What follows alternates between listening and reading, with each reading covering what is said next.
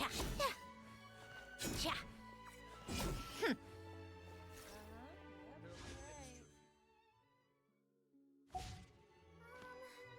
Can we play banker next time? Exactly! But none of them believed me! Think about it.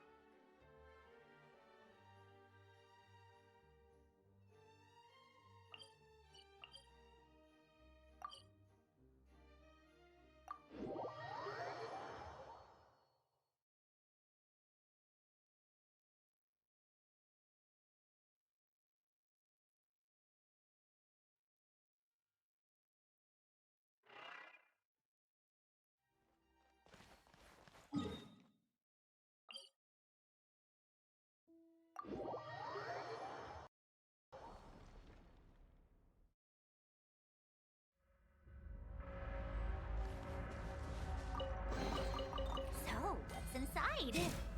Not that I care.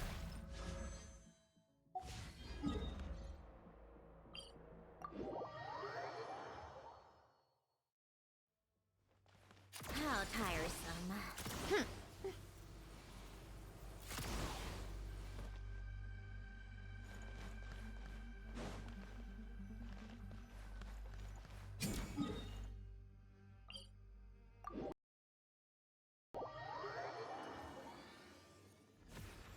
Come on, keep up. Pick up the pace.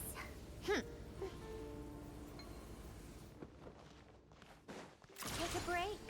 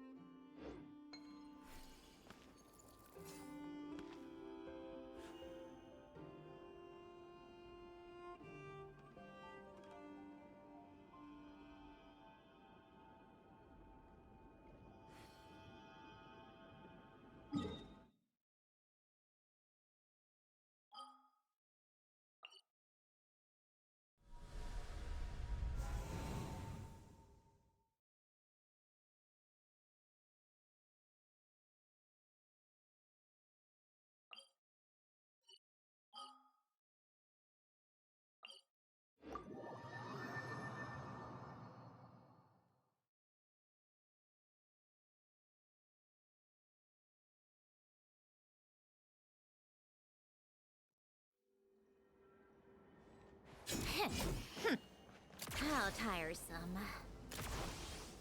Pick up the pace. Come on, keep up.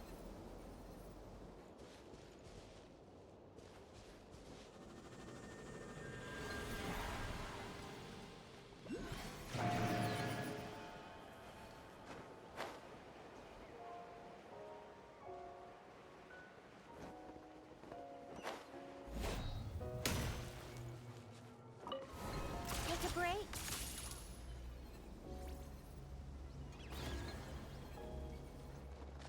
Come on, keep up. Look, the terminal's over there. But what are all those things surrounding it? It looks like they sealed out the terminal. Let's try clearing them out.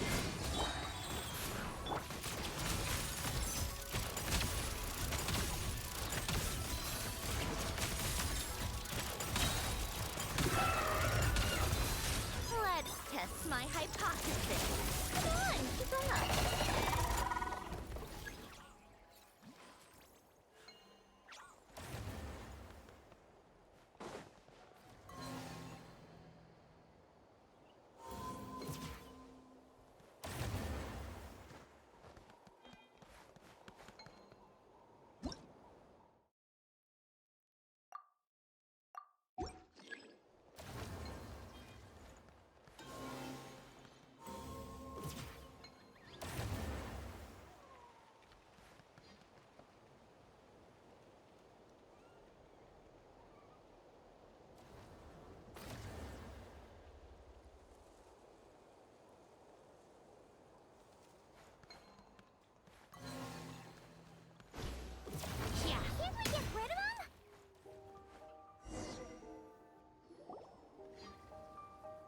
are knotted moonlight vines. I've seen information about them in the terminals. I can show you how to clear them out.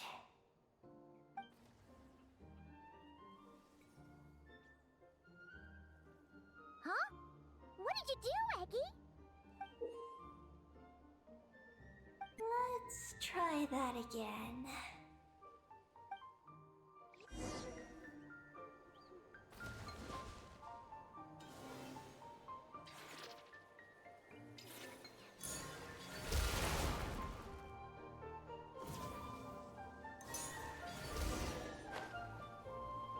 Success!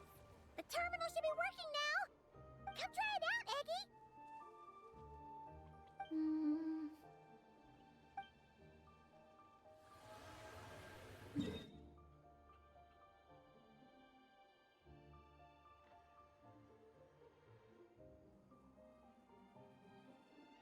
I activated the terminal, but much of the data is missing. Huh? Did those vines from earlier break something? Knotted moonlight vines. They grow in places where the ancient moon's power has been thrown into turmoil. Perhaps that's why.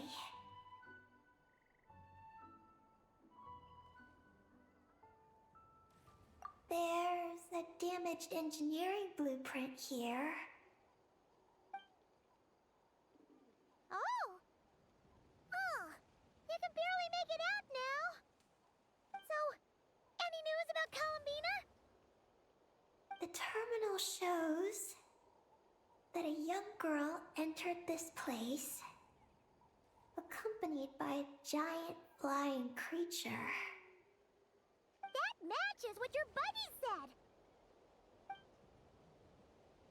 Look! There's that Mega Kohenki again! And it's flying up that big tree! Let's hope you're right! Come on! Next up, that tree!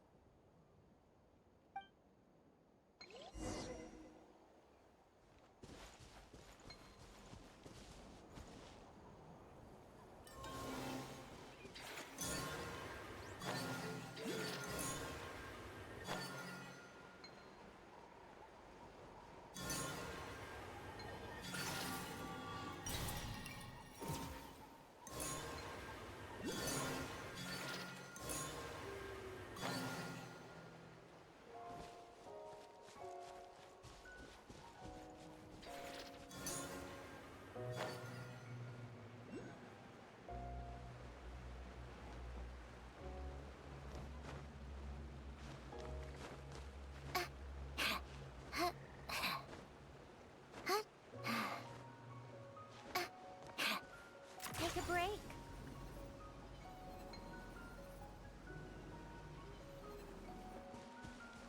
How tiresome. Pick up the pace.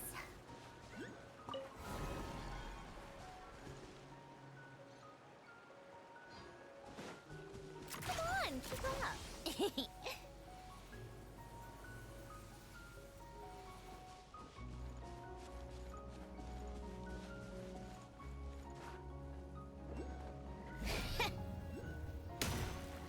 Look! There's a door over there!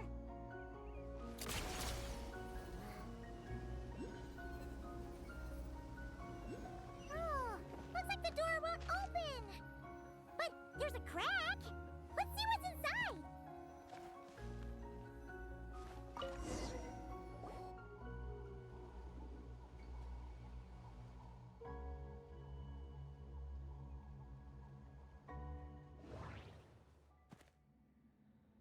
Oh! There's a door to the left of the pavilion!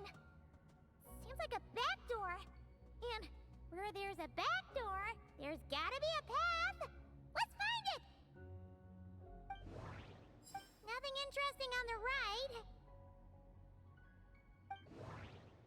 There's a little pavilion in the middle with these really tall struts on top. Could that be the antenna setup Paimon saw earlier?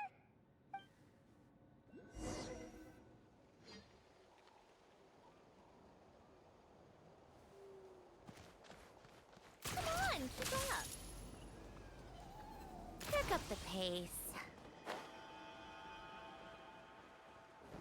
How tiresome.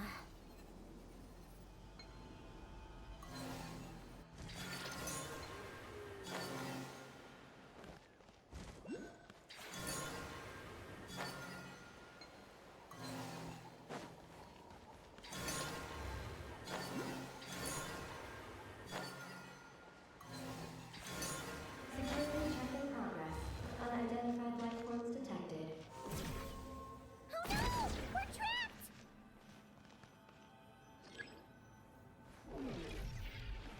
Huh. Now that we're inside, this place sure looks like an elevator. It should be able to take us to the top, right? The Mega Kuhenki flew up there earlier.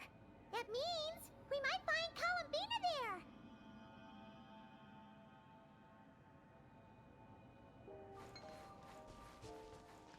Come on, keep up.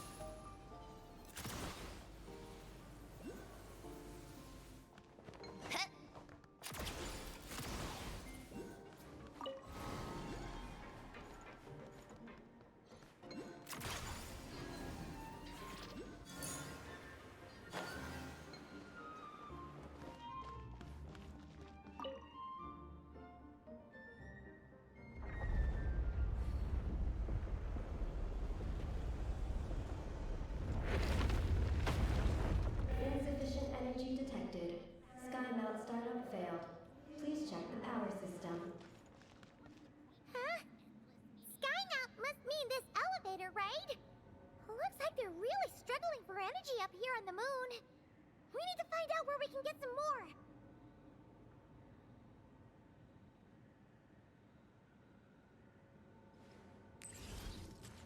Look! Is that a path over there? Maybe we should check it out?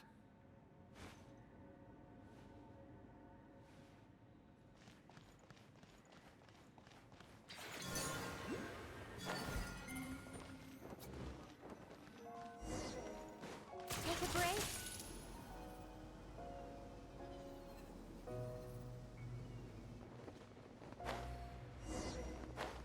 How tiresome.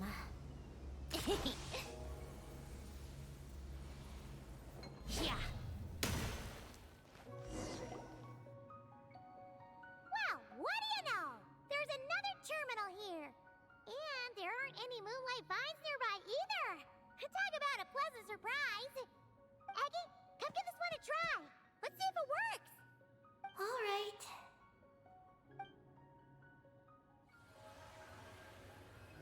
Terminal activated. Reading relevant information.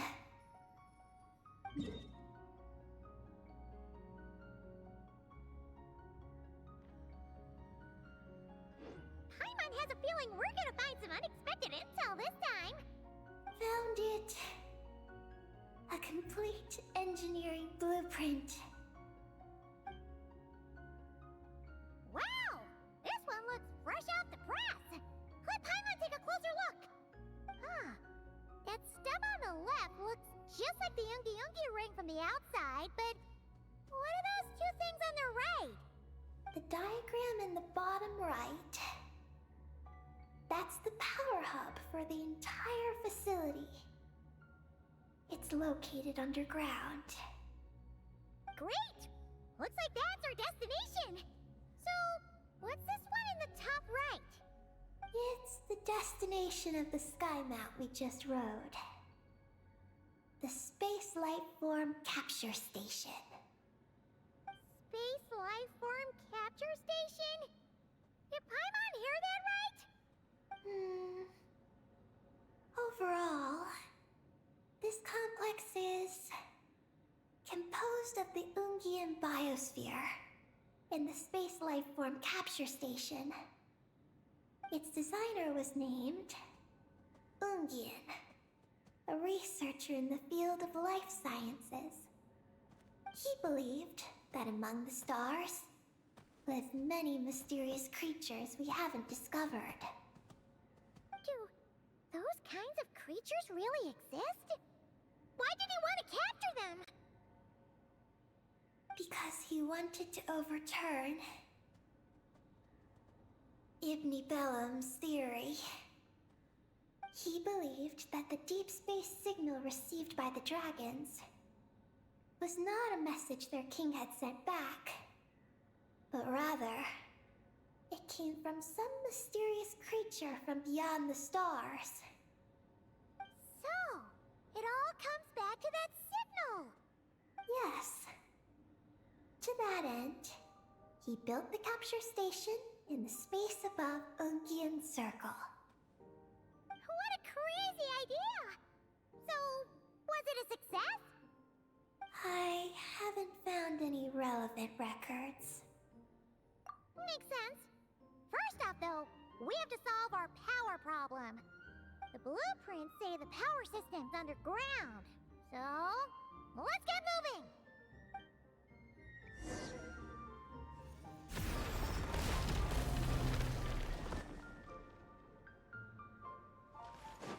Come on, keep up. Pick up the pace. Take a break.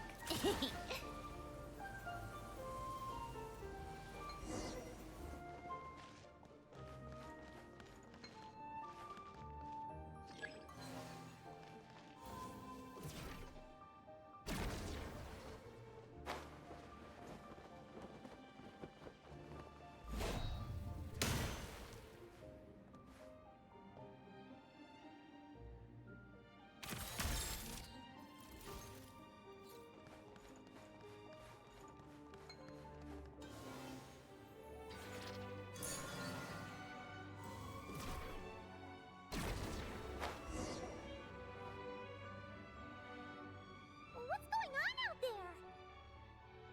The terminal records a sea of highly concentrated ancient moon energy beneath Ungian Circle. It provides power to the entire facility. But the leakage of this highly concentrated energy can cause storms that will harm living beings. But don't worry. This seclusion field can temporarily hold the storms back, so long as we don't exit the generator's range.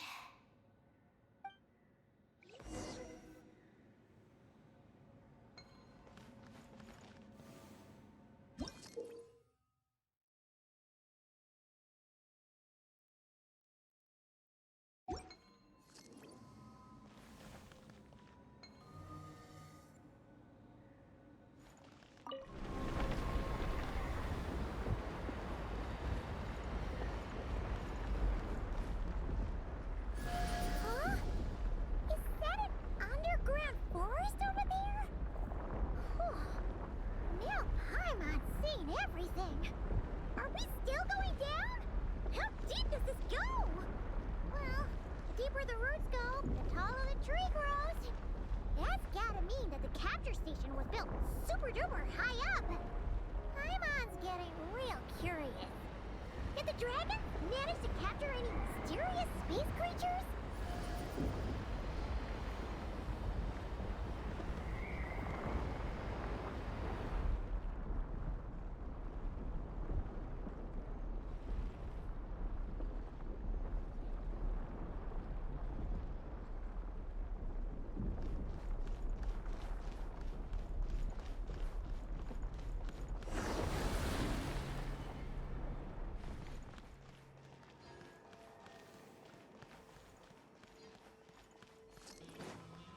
How tiresome.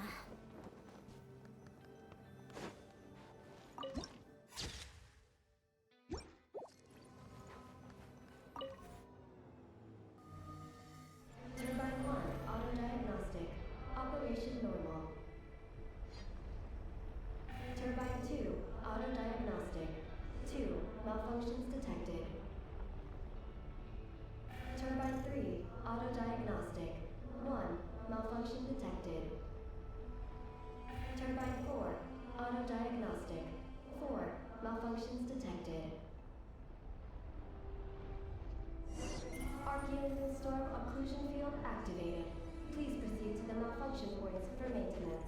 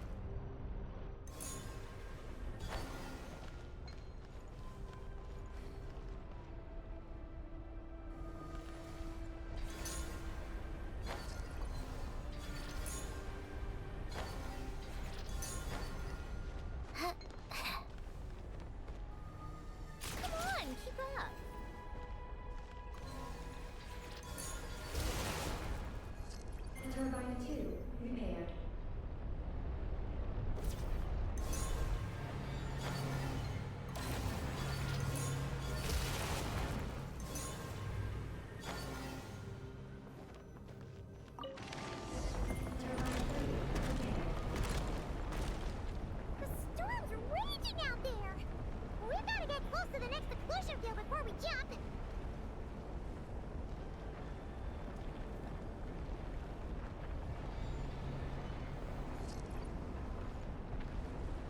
Now's our chance!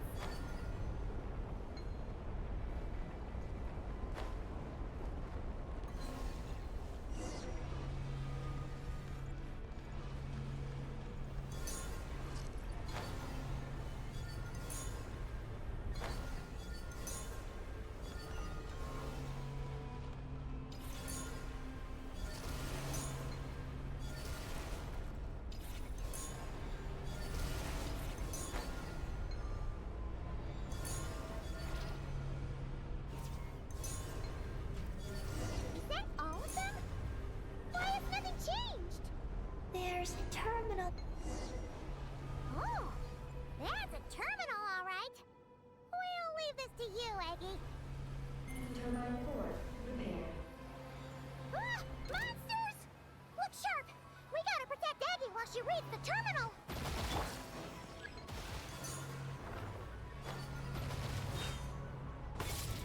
I summon thee!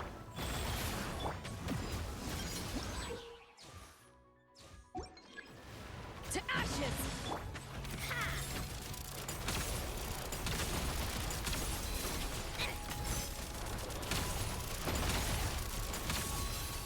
Take a break.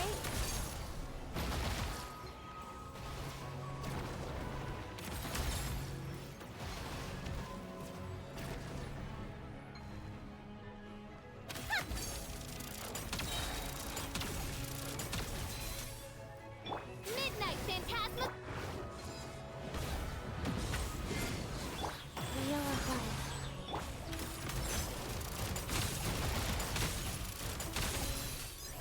What a joke!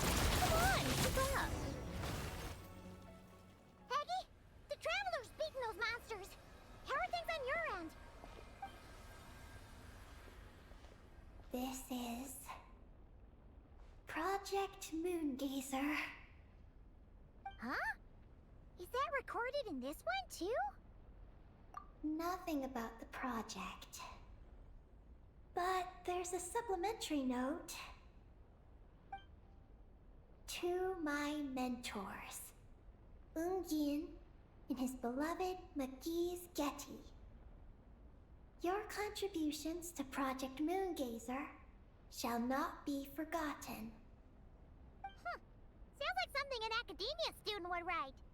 To Mr. Alhaitham, thank you for your contributions to Paimon Studies. Or something like that. Paimon saw one on Alhaitham's desk. One of his students must have written it. That's all it says. There are no further records. Aw, Paimon was hoping for more than that. Oh well. What about the power system? It's fixed. I'm activating it now.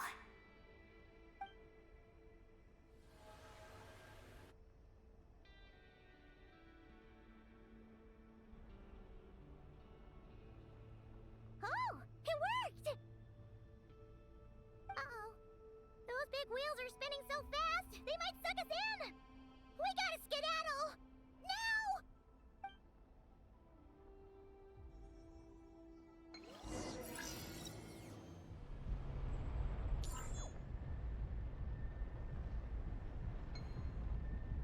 How tiresome.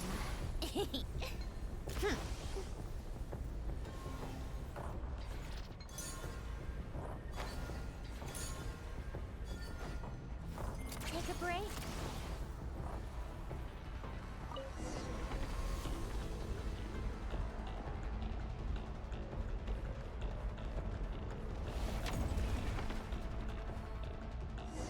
Malfunction detected. Please proceed to the emergency passage to exit the facility. Oh, come on! The elevator's broken again? Over there. Are we really gonna go this way? Be careful! As long as we get to the top floor, we should be safe.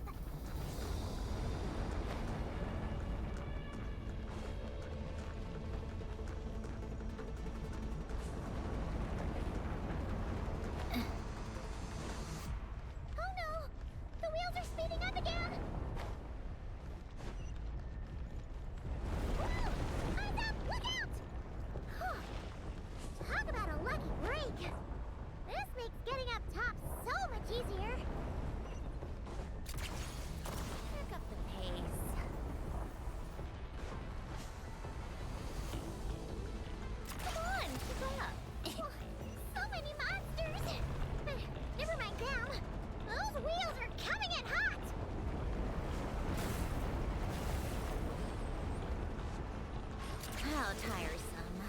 Not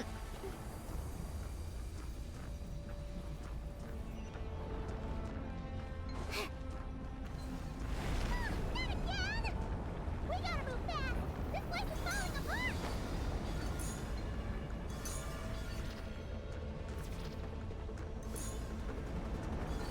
Power turbines have reached maximum speed.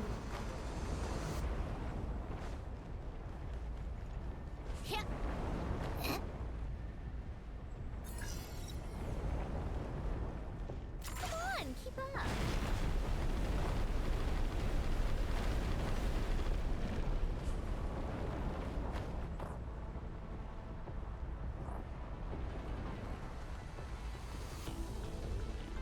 How tiresome. Pick up the pace.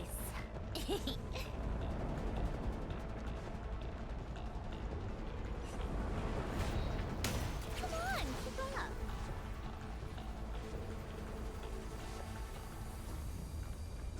Take a break.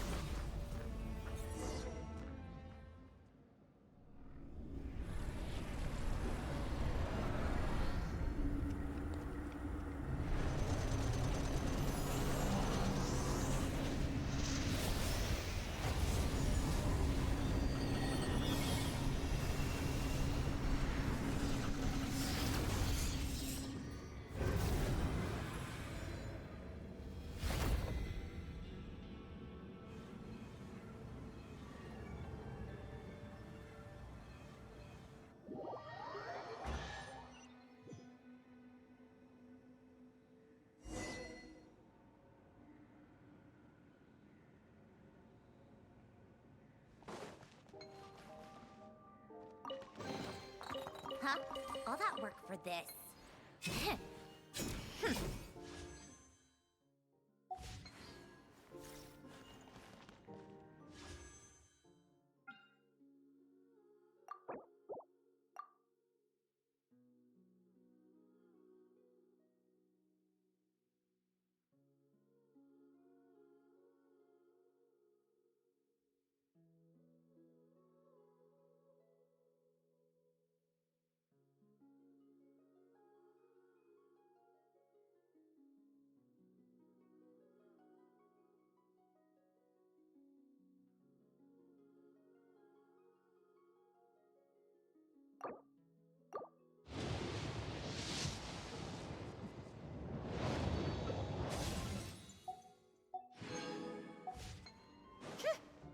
Come on, keep up!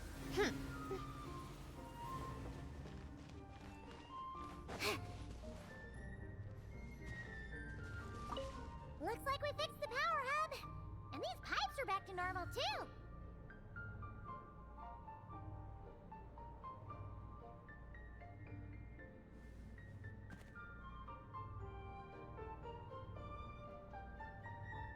It's about time we threw another tea party, don't you think? I wonder who else is free.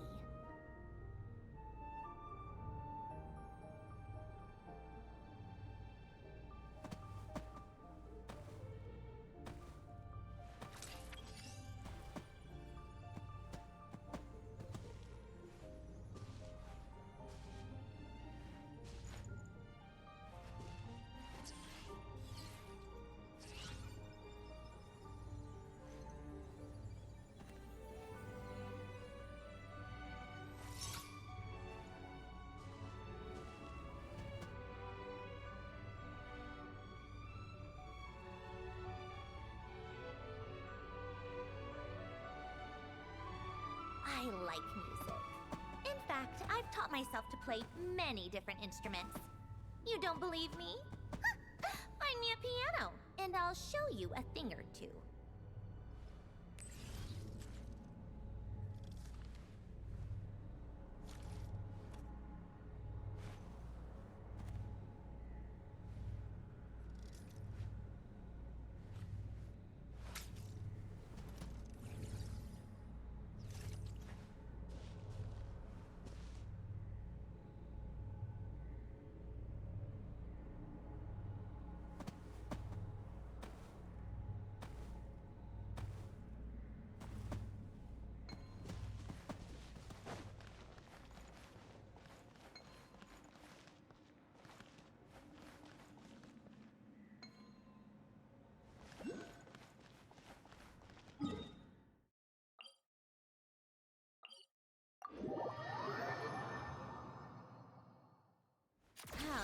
fearsome. We should be able to start the elevator now, right?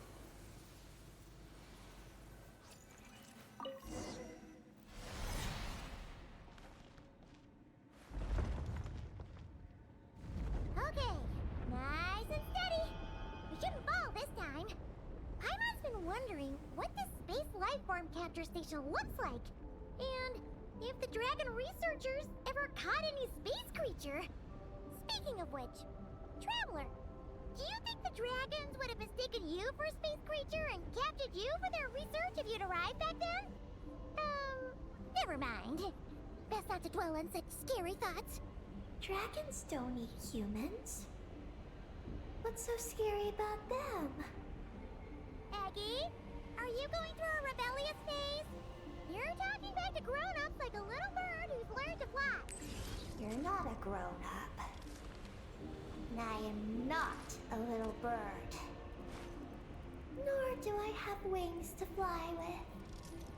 Hey! Keep that up, and Paimon's gonna confiscate all your snacks!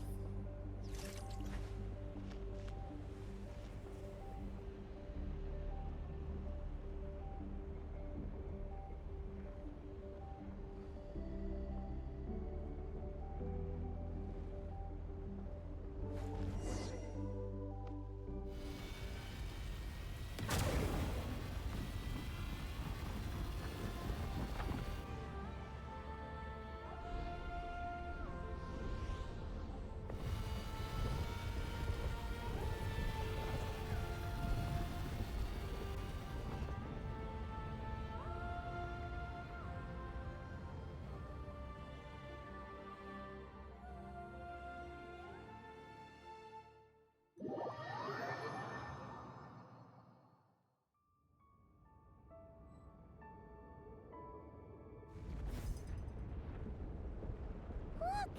Over there! It's Teyvat! This is Paimon's first time seeing it from afar! It's beautiful! Are we about to enter outer space? So, the space life form capture station really is in space! Wow! Good going, Ungi Ungi!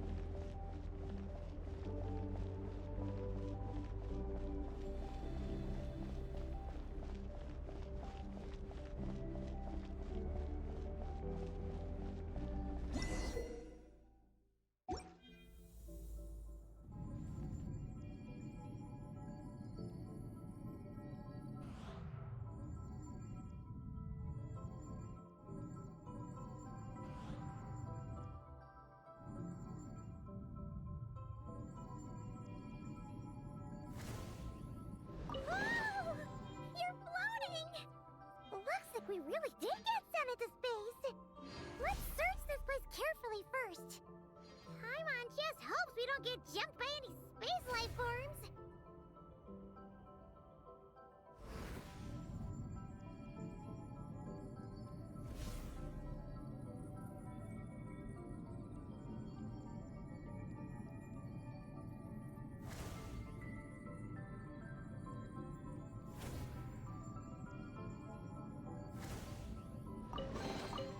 Is this an answer from this world?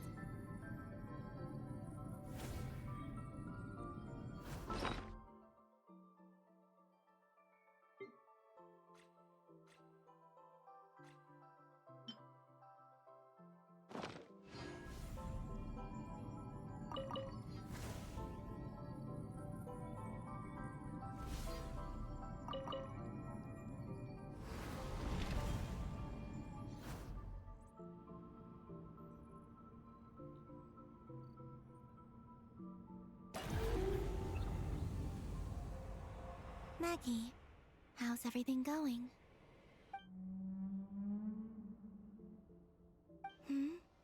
Ungi's left, you say? Then let's... one moment. We appear to have guests.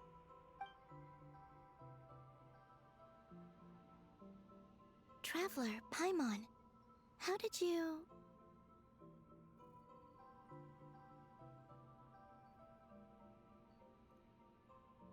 Calabina!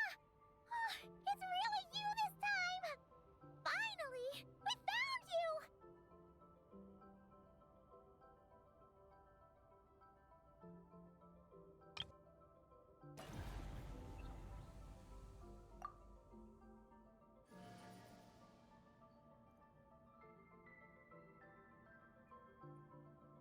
Of course not. I'm glad to see you. I'd go so far as to call this a pleasant surprise.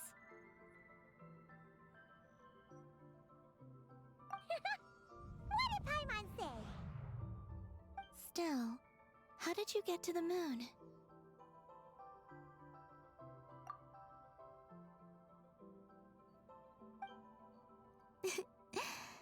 I suppose that's the moon's gravity for you. It was even able to pull your journey into its orbit. Paimon wouldn't have stumbled into this situation if it weren't for Eggy being so confusing.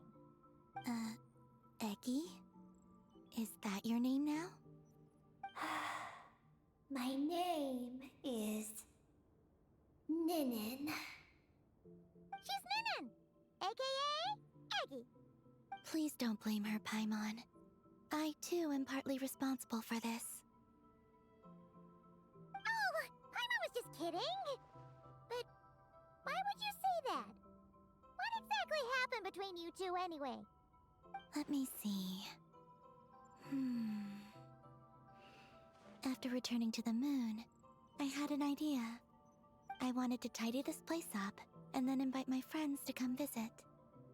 So, you were going to throw a moon party! Yes. So I spread my power throughout the moon, checking every corner to make sure it was safe. Soon, I discovered some things I did not understand. Ninin was one of them. I still don't know what she and her kind are. Eggy? Isn't she a Kuhenki? You know, just a slightly different color. Well, a completely different color, but that's no big deal, right? I'd say their origins are different. The ones we see in Teyvat are born from my Kuvaki. But the power flowing through the bodies of the Kuhenki here comes from a moon of an earlier era. Beyond that, there are other things hidden within Ninin's body which have nothing to do with the moon. Nothing to do with the moon? No wonder you said she isn't a Kuhenki. Maybe this is what caused her kind to develop such unique behaviors. What kind of behaviors? I discovered Ninin in an underground forest. She was very weak and unconscious at the time. I tried to heal her with Kuvaki, but to little avail. After bringing her back to the surface, I found that she began subconsciously consuming her kin. Only then did she slowly awaken. Wait! She ate her own kind? Yes. Kuhenki would never do this. I believe only certain abyssal creatures would. But the power that flows through Ninin does not derive from the abyss. I consumed others of my kind. I don't remember. You weren't fully conscious at that time. And perhaps I should use the word merge. They gave themselves to help awaken you. Yes. That sounds less like a horror story. Well, Paimon's still a bit uneasy. Yes. I had my concerns as well. So I brought her back to Silvermoon Hall to keep her away from her kin for the time being. So, you did that to isolate her? But what about the regular Kuhenki? What if Eggy started absorbing them? Don't worry. That only happens between Ninin and her own kind. I lent her my power so the Frost Moon Scions wouldn't worry if they suddenly discovered a Black Kuhenki, but couldn't find me. Though, I didn't expect you to come back here. I am sorry, but I must reclaim my mission. I don't know what your mission is, I'm afraid. But if the moon's gravity has brought you back here, perhaps I can help. You said that she can absorb the power of the ancient moon from the terminals in the ruins. That seems like a safe approach. Oh yeah! We ran into other Kuhenki like Eggy on our way here too, but we didn't see any of that eating her own kind stuff. Could it be because the power of the ancient moon in the terminal was enough to keep her full? That sounds likely. That said, Eggy couldn't absorb anything from the terminal at the entrance to Ungian Circle because it was being affected by the moon's power. Was that your doing, Columbina? No. That's due to the upheaval in the Lunar Sea. It kicked off an Archeoloon storm, which in turn spread highly concentrated ancient moon energy all the way here. As it happens, I'm on my way to take care of that. Otherwise, this power will cause harm to all living beings other than Kuhenki. That won't do! Paimon still wants to attend your moon party!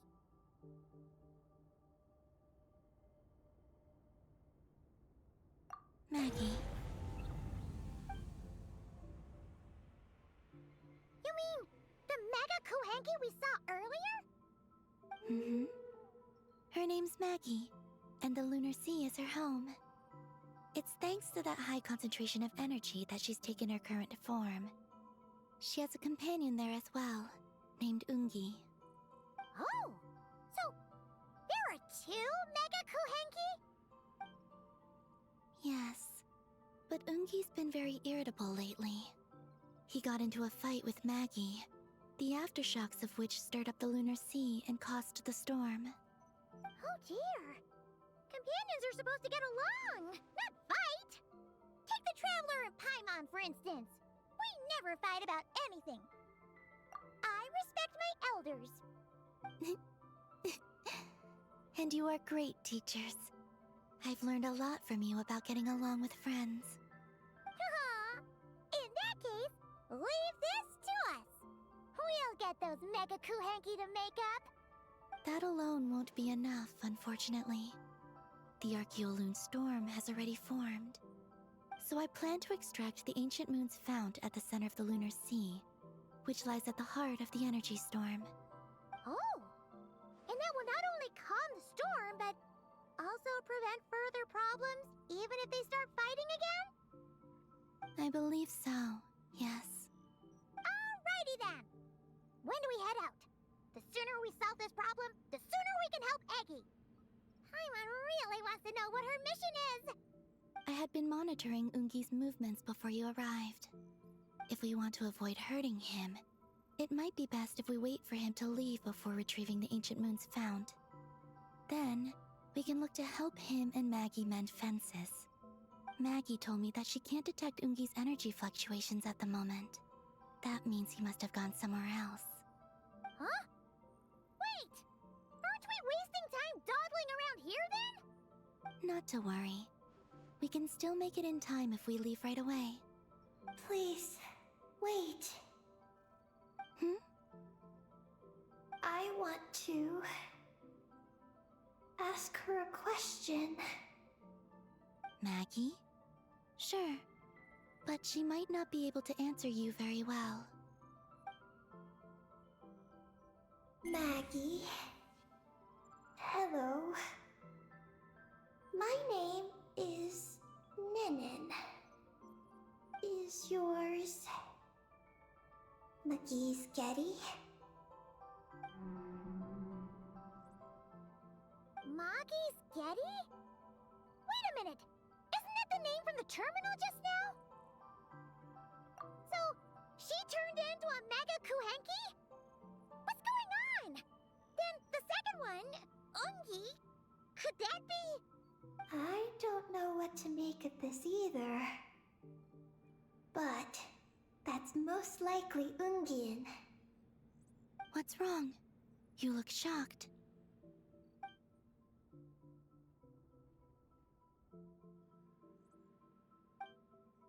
Two dragon researchers and Project Moongazer?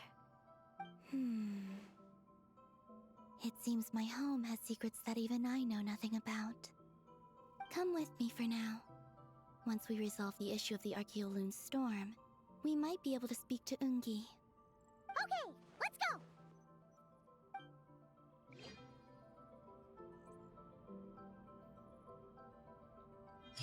Maggie, please show my friends the way.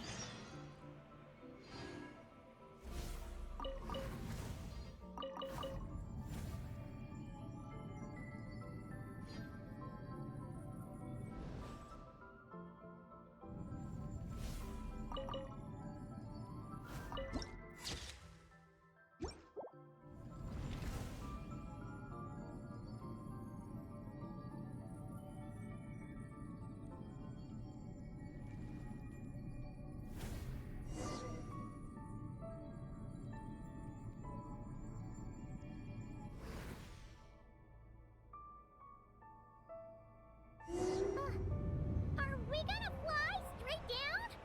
Don't worry. I'll keep you safe. Oh, here's a ton of wreckage outside the Space Lifeform Capture Station. Yes. This place seems to have suffered a serious collision. So we got rammed? Could it have been a creature from space? A ship is more likely, I think. I haven't looked too closely, but it's just over there. You should be able to see it soon. By the way, the terminal you're looking for isn't inside this capture station. It might have been knocked into space as well.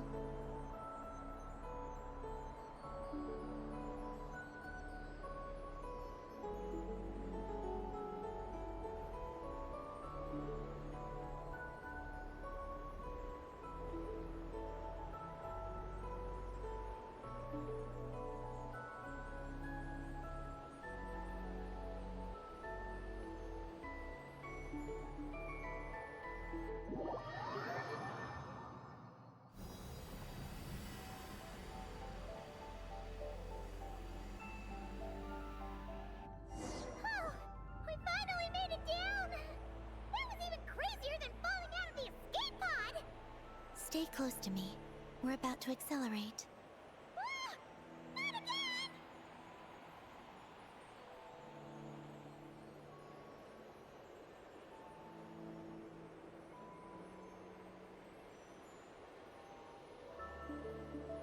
The Archeoloon storm is closing in. We'll need to pass through it quickly. Okay!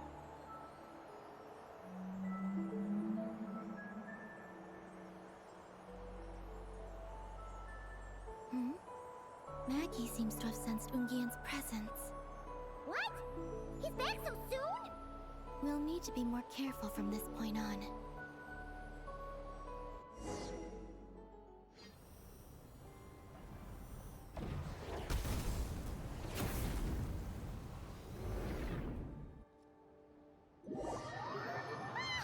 Are we under attack? Is Columbina okay? Let's hurry over and help!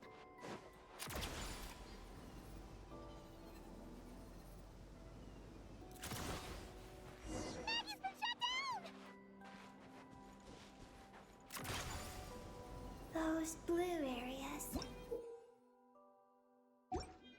contain high concentrations of the ancient moon's power.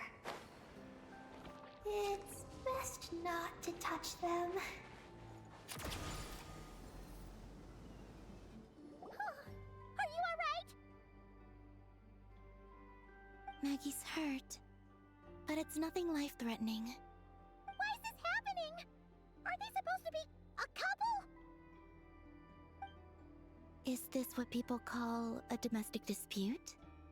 Where'd you even learn that phrase? Anyway, we gotta stop that guy. You saw it all just now, right? Ungi's the exact same color as Eggy! The only difference is, he's huge! Do you think he ate a few too many Eggies or something? Wait for me to grow as big as him. Then I'll tell you, Paimon. Oh, fine. So, what do we do now? Should we fall back and wait for another chance now that Ungi's back? Yes. The Archeoloon storm is closing in on Ungian's circle, and there are many little creatures living there. All right. But be careful. I need time to treat Maggie. Just keep Ungi busy until I get there. There are some small schools of Kuhenki living in the Lunar Sea. I'll ask them to help you out. Okay, leave it to us! I'll help too.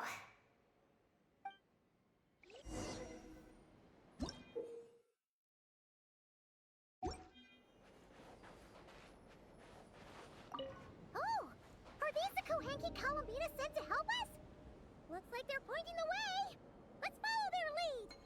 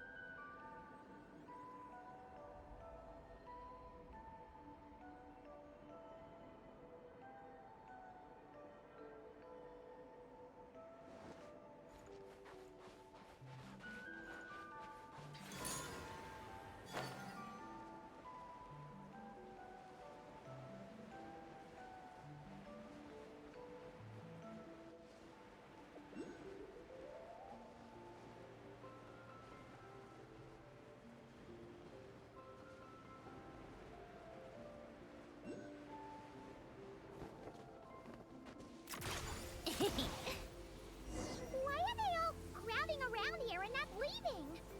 Their companions are trapped. We need to rescue them first.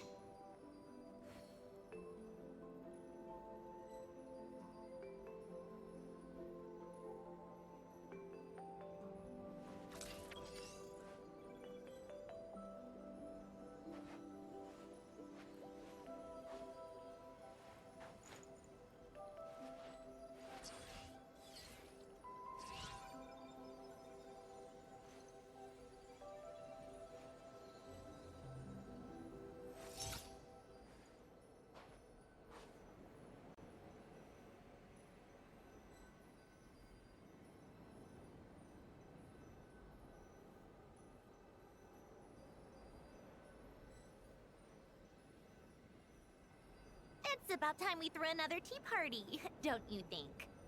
I wonder who else is free.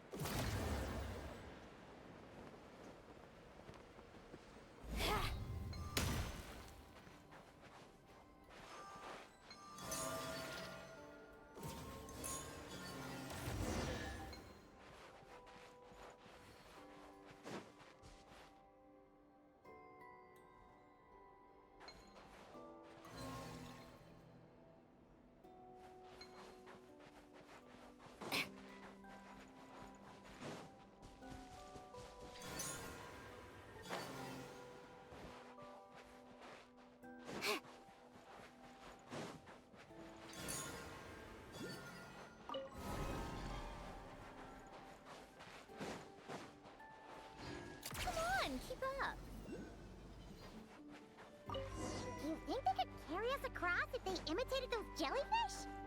Wow! They pulled it off! They're awesome!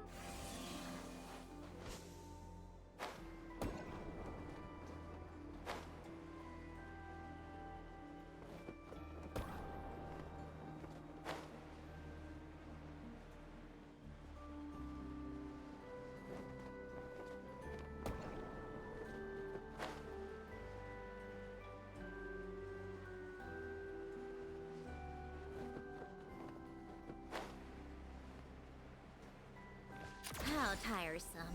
Looks like monsters are attacking the Kohenki over there! Huh? Did those little guys turn into a shield to protect the other Kohenki?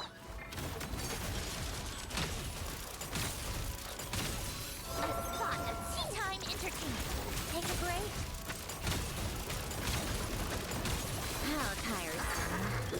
You'll regret that! Wow. Orders given. Orders received. By royal decree! To ashes!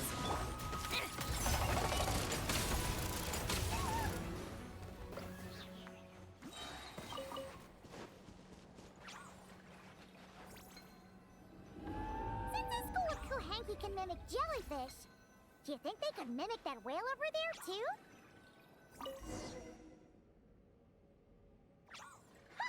They can! Ah, these little guys are amazing!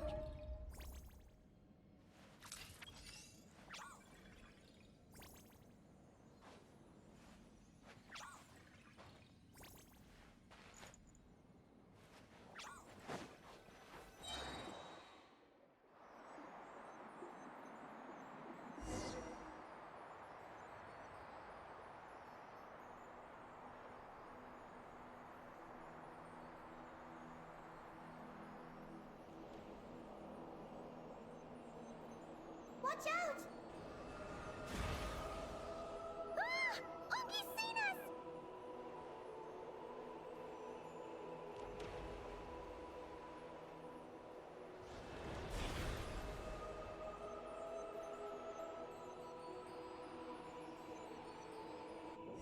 Oh, that was close. We did a great job completing our mission, though. It got Ungi's undivided attention. He's definitely tracking us down now, but we gotta be super careful moving forward.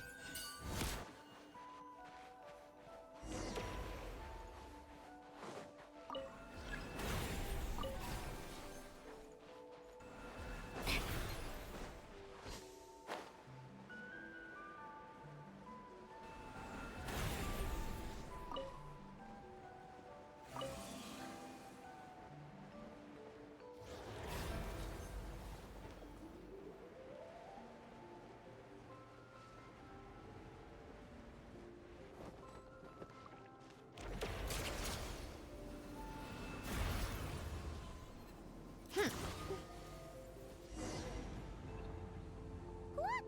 Columbina's back! She's covering us! Maggie's counterattacking! She shoots! She scores! Now's our chance. Charge! Just one more step! The ancient moon's found is right up ahead!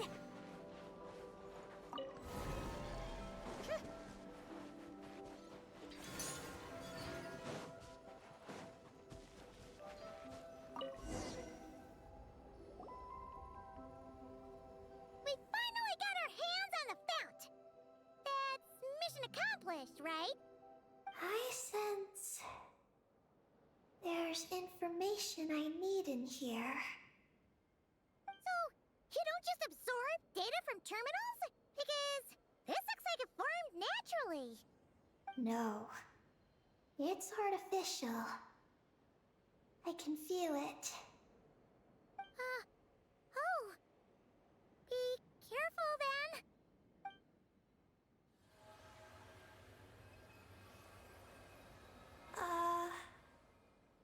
Just as I thought. This is an energy entity created by a researcher named Lusalim.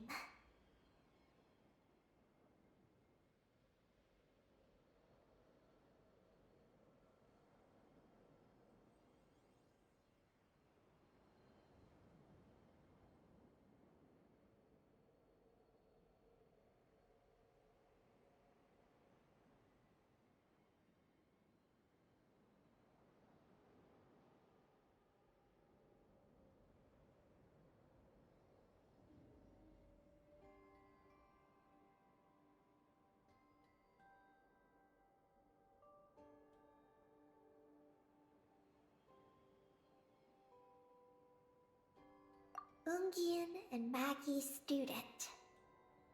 Likely also the one who left the message in the terminal. This lunar sea once used to be Luciline's Lunar Veil Laboratory. Lunar Veil Laboratory? What's that supposed to be?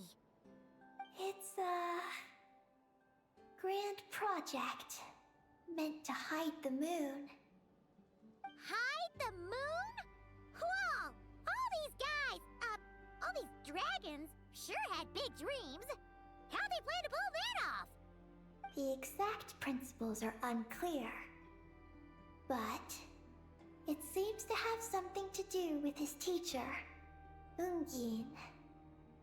Luciline successfully experimented with a miniature lunar veil by applying it to the Ungin circle.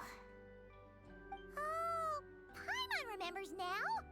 The circle looked empty from the outside, but was completely different on the inside. So that was the lunar veil at work. That's right. The success of the miniature veil pushed the project on to the next phase. A massive veil generator was built here. One that could conceal the entire moon. That is because before the veil could take shape, an entity from beyond the stars pierced it. An entity from beyond the stars pierced it. The device went haywire. The laboratory exploded. And all came to nothing.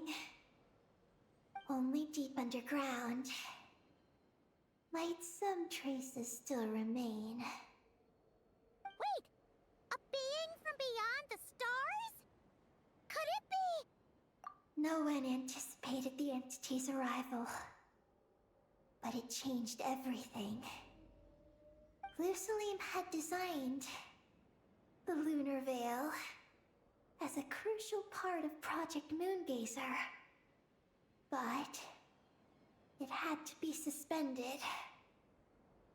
So, what exactly is Project Moongazer? Look out! Oh no! Ungi's below us! Quick, get out of the way!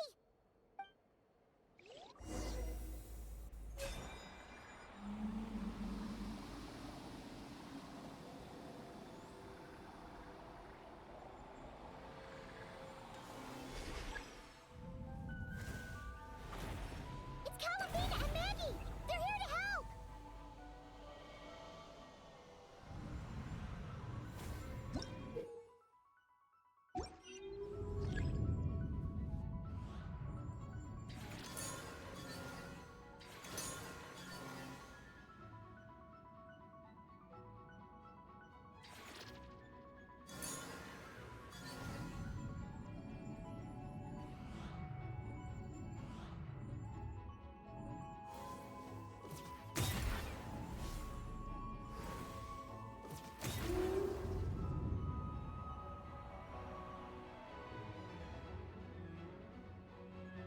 Has Ungi gone crazy? Isn't there any way we can calm him down? His body seems to be entangled in knotted moonlight vines. Is that what's driving him nuts? Traveler, could you try removing the vines? Up there! Look out!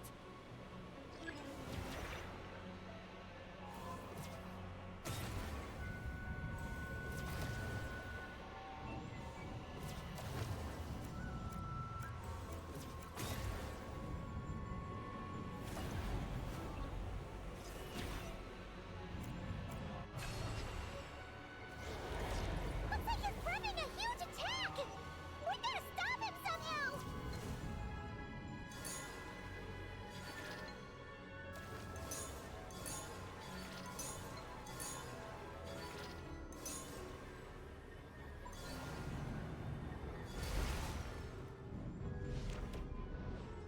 Looks like it's working!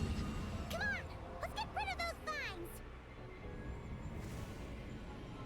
got you.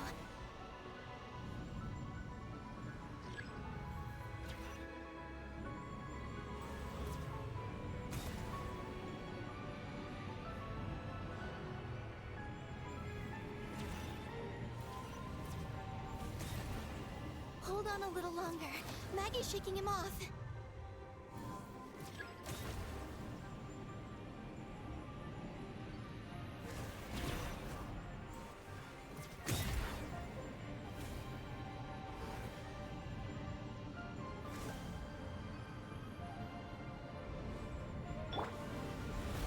Here's our chance.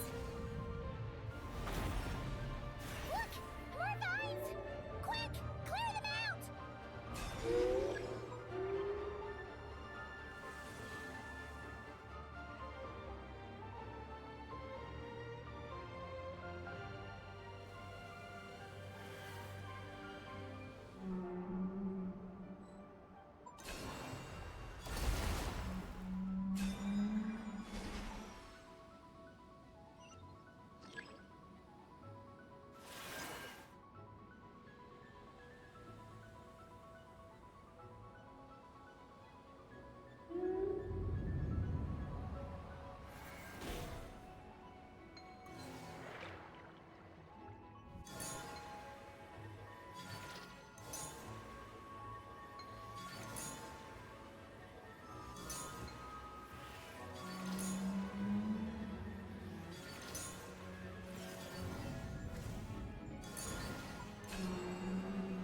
Look! Vines are sprouting from Umi's head! Quick! We gotta remove them! Huh? Is Umi running away?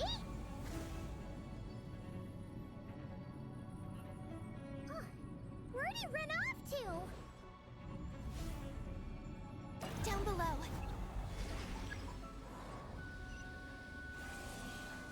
Keep up with the little ones.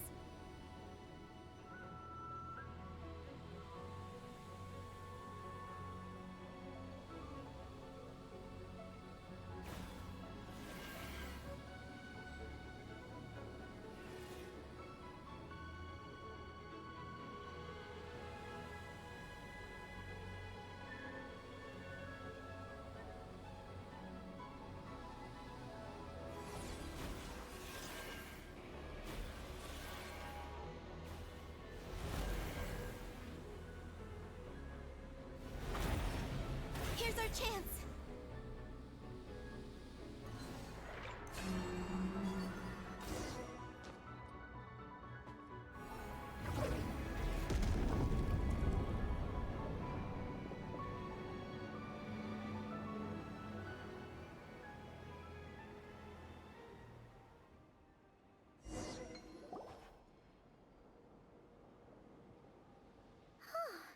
Ungi seems to have calmed down.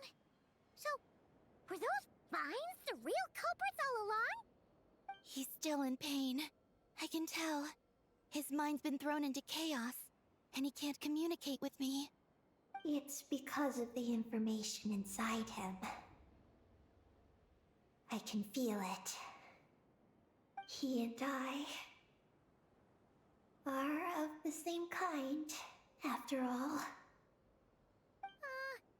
What are you doing, Eggie? His body has information from Ungin's circle within it. Do you remember how there were moonlight vines growing near that terminal? You mean he was the one who absorbed the information from there? Yes. That information may contain details regarding Project Moongazer. That must be why I'm here. But you'll be putting yourself in too much danger! Paimon, let Ninin go. She was born on the moon, and I was the one who, out of worry, sent her to a place thousands of miles away from home. She did everything possible to return here with your help, back to her homeland, all for the sake of her mission. That determination, it's remarkable. I don't think she wants to be protected, even if it's out of goodwill. But Columbina... Paimon's worried precisely because she's trying so hard. You know, even though she's hit her rebellious phase and hasn't shown Paimon any respect for a while now. And maturity is what follows that period of rebellion. Paimon, if you let me go, I'll respect you so much, even the moon will seem less important by comparison. But this guy's huge! What if it swallows you? If that happens, then that must also be part of my mission. How stubborn can you get? Stubborn is one way to put it. But you could also say that this is a wish she holds most dear. That's right. Then go, Ninin. I have faith in you. Let this ray of moonlight bear witness to your choice, and bless you on your journey. This is... Thank you. Here I go.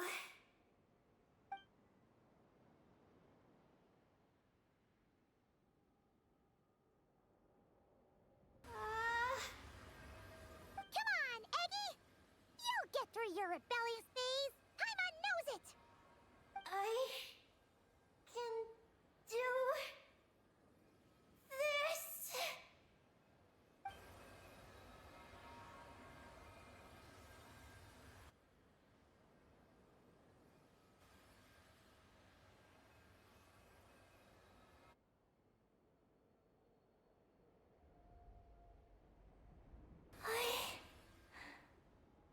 I did it. Looks like things aren't as bad as we feared. And thank goodness for that! Thank you. I've obtained some critical information. I know what transpired at Ungain's ring and the space lifeform capture station. All right. What happened? I'm curious too. It all comes back to that mysterious signal from deep space. It finally appeared again. Many years after the Dragon Pioneer's passing. But, even so, the Moongazer Tower he designed, the Eye of Ibni Bellum, captured the coordinates of that second signal.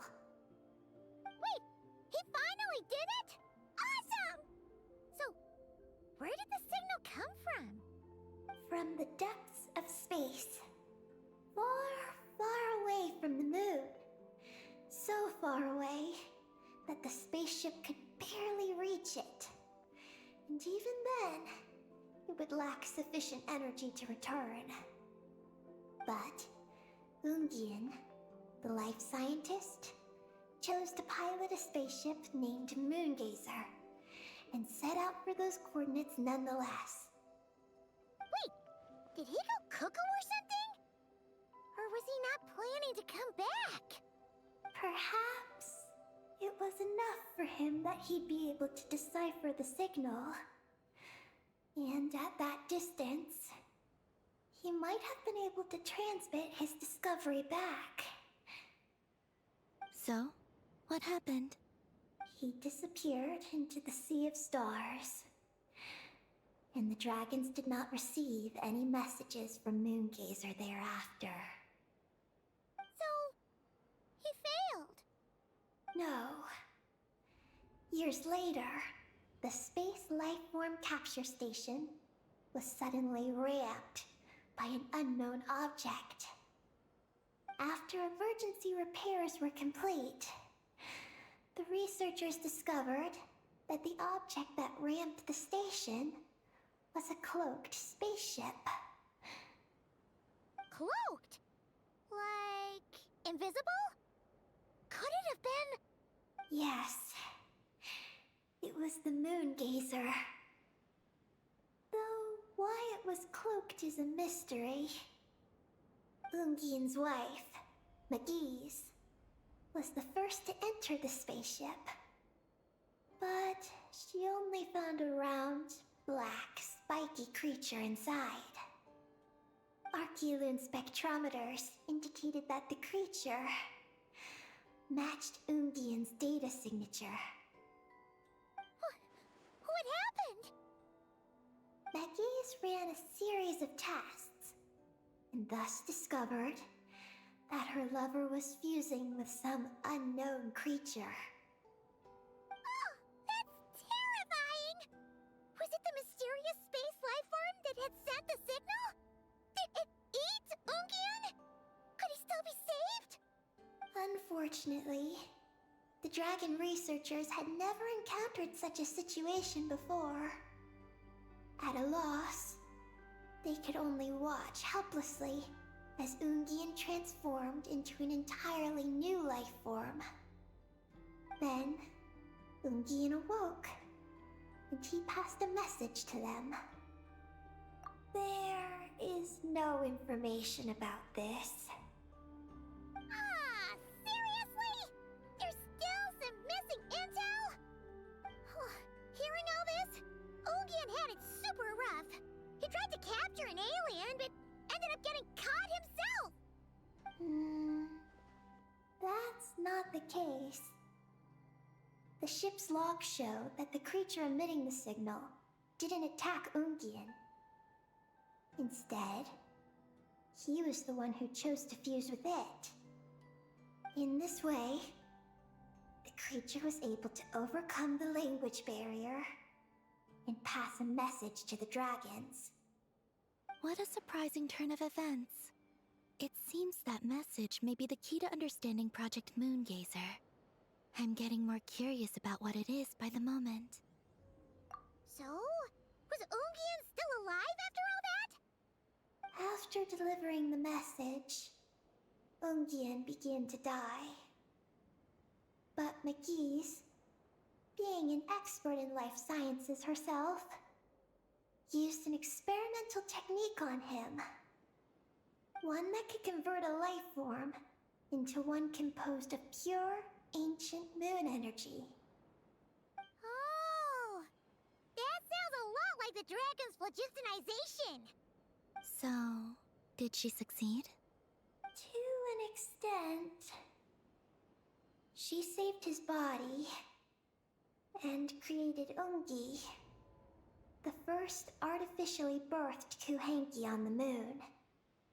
But Ungian's consciousness was completely lost during this process. From then on, she devoted all her energy to researching this new life form, until her own lifespan came to an end.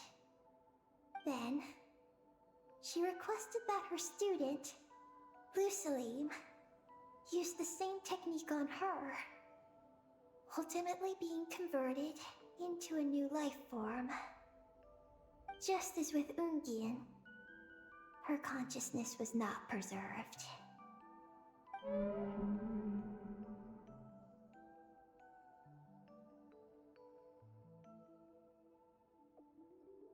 So this is your story. If that's the case, I think that Lusaline may have been the one to inherit the message that the creature from space transmitted to the dragons. Did he also establish a research facility somewhere? That's most likely where we'll find the key to Project Moongazer. Oh? Did you discover something?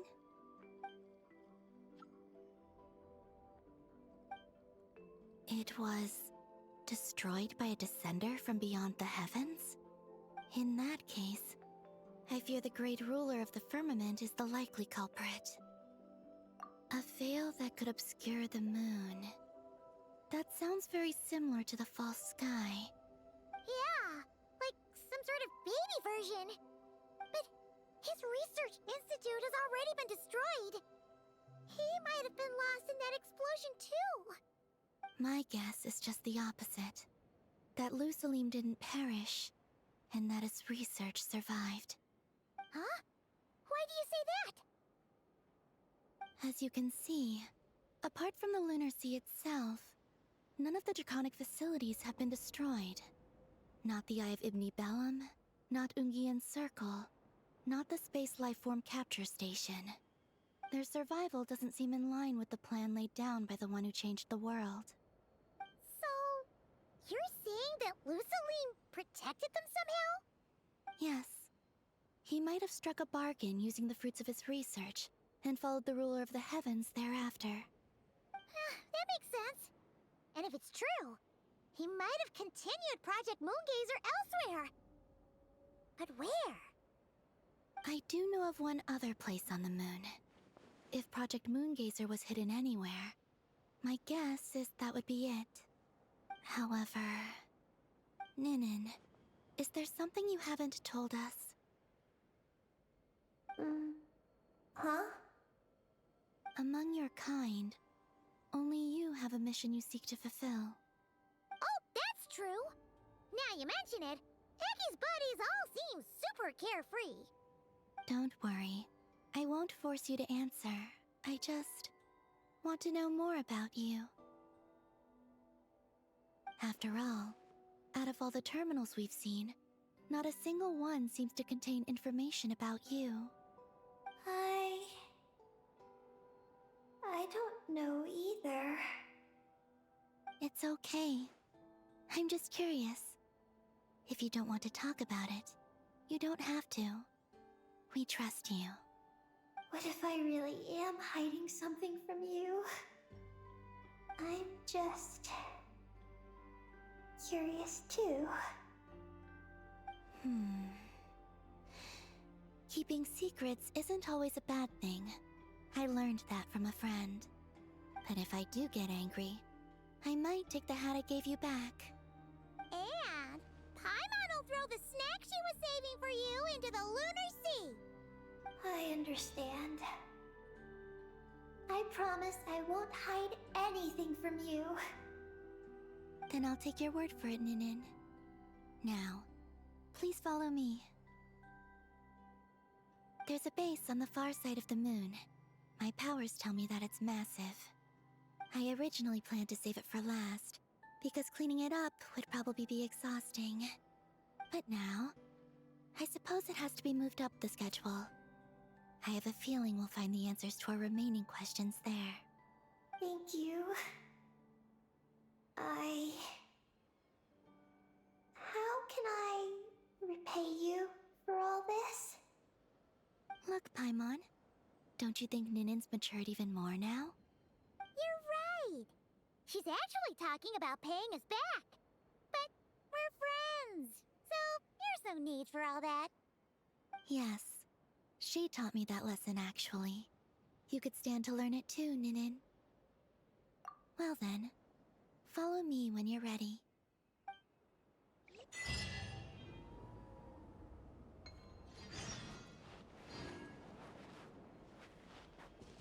Are you ready? Let's go then. Follow me closely, just like before.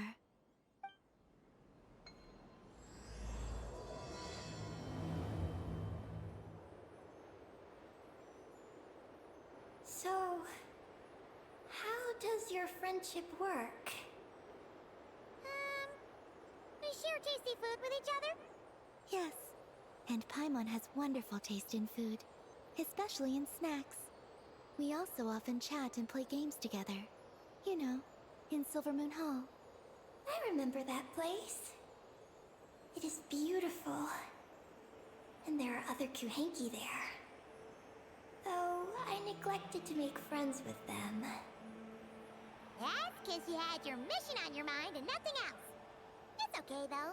We'll just get Columbina to introduce you once we're done. I can do that. When the time comes, can we play some crazy party games?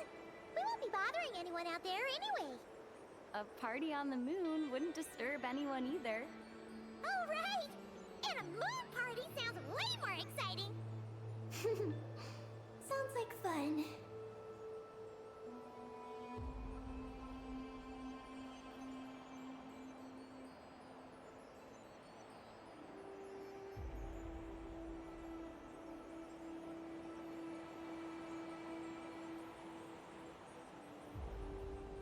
Look!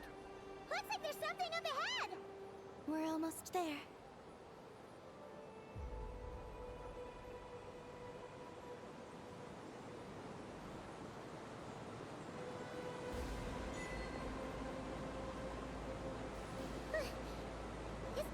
This is huge! Is this some kind of weapons base? This feels completely different from the other places we've been. It looks really dangerous. It certainly feels cold and sterile. But for some reason, I feel an odd sense of familiarity. Familiarity? Have you been here before? No. I've only scouted the outskirts using Kuvaki, so I don't know where this feeling is coming from. Let's explore deeper inside.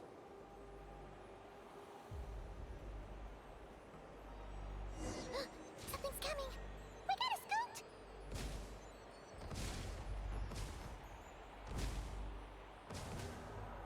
Getting caught in those searchlights will probably trigger an alarm or something. We better avoid them, too. So many searchlights! Quick! Follow the crates to avoid them! There are crates blocking the way up ahead. Don't crash into them, alright?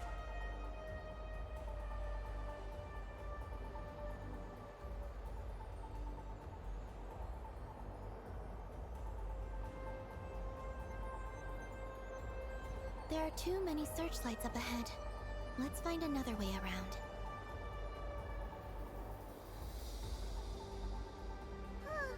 Those floating things look super dangerous. We better not let them touch us.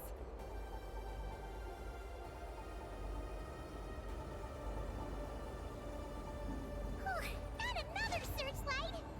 Good thing there are more crates here too. Quick, let's follow them.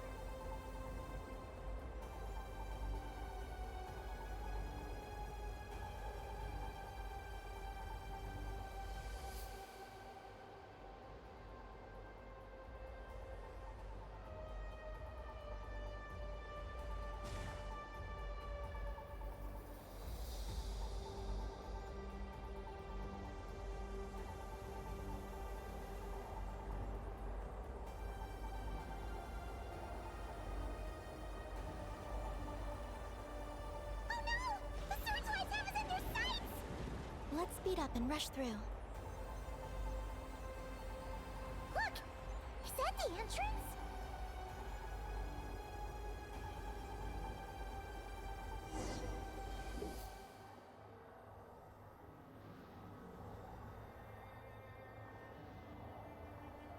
Looks like we can head deeper into the base from here. Who would have thought this base would still be operational?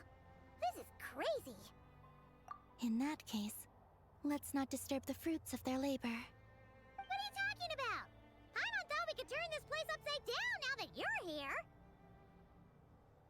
Aren't you afraid that things might turn out like when we came to the moon? We almost didn't make it onto the spaceship. Paimon completely forgot about that. Ugh. Seriously, why would a base even have a self-destruct system anyway? Guess we'll have to keep a low profile, just like old times. Yes. To be honest, I'd like to know what's inside too. And sneaking into my own home is quite novel. Also, now we're here. That strange sense of familiarity is only growing stronger.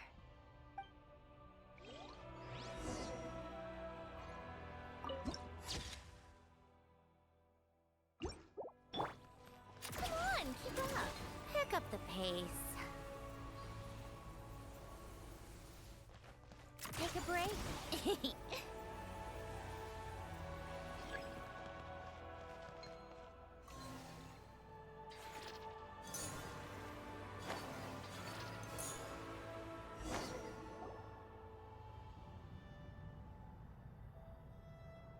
Great! Here's another terminal! Your time to shine, Eggie! Terminal activated. Requesting base data. Base data acquired.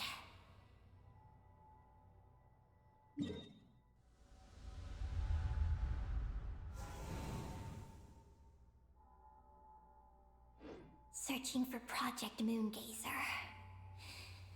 No data. Searching for Luciline. There we go. I've located Lucilim's research lab. It's inside this base. Haha! Jackpot! Let's hurry over and check it out! Reading the base's engineering schematics and routes. We just need to keep going forward. And we'll get there. Retrieving other data. Huh? The Lord of Darkness, who returned from the Sea of Stars? Who's that? The data indicates that the existence of this base stems from the will of this Lord of Darkness. Its construction also dates to a much later time than any of the other facilities we visited. Its bottommost levels lead to the moon's core, into which a fissure has been carved. An endless stream of ancient moon energy surges from the fissure. It's what powers the space. Its purpose was to turn the moon into a space-based weapon. Space-based weapon? Wait, is this Lord of Darkness? So the Dragon King returned? Wow, we must be pretty special to have stumbled into a place like this. First, the Heavenly Principles arrived, then the Dragon King, and now us! In that case, we're gonna have to be really careful how we proceed. If something goes wrong, Columbina, you gotta protect us, okay? Huh? Hang on. Where's Columbina? She's gone! Paimon didn't even notice her leaving! Aggie, did you see where Columbina went? No. I was extracting the data from the terminal. Oh no! The one person keeping us safe just disappeared! Is this place haunted or something? Columbina wouldn't leave without saying something. There must be some reason for this. Something related to Eggy, perhaps? No. She was reading the data on the terminal. Could it have been... Also, now we're here. That strange sense of familiarity is only growing stronger. Columbina's disappearance might have something to do with that sense of familiarity she mentioned. What exactly is hiding inside this base? What do we do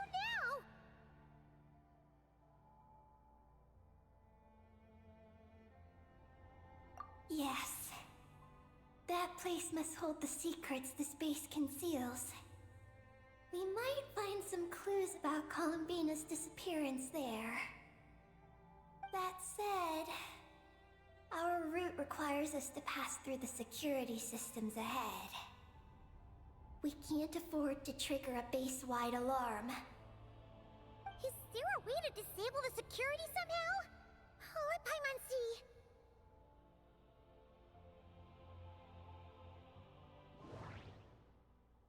The blueprints show that the security control rooms are on the second floor of the left and right wings.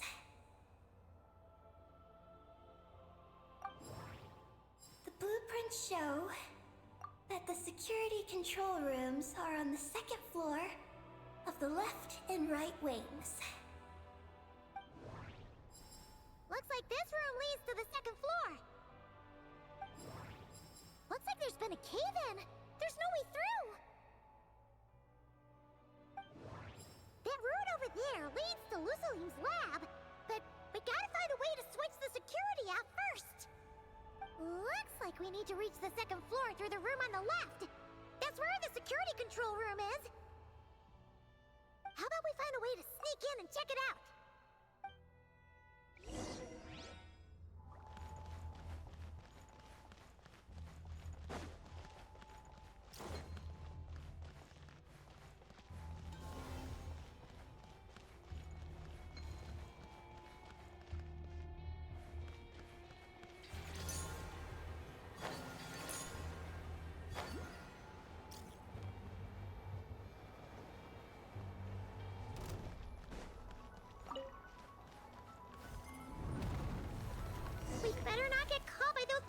machines!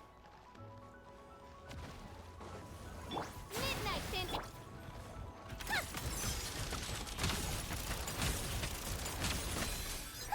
What a joke! How tiresome. Come on, keep up.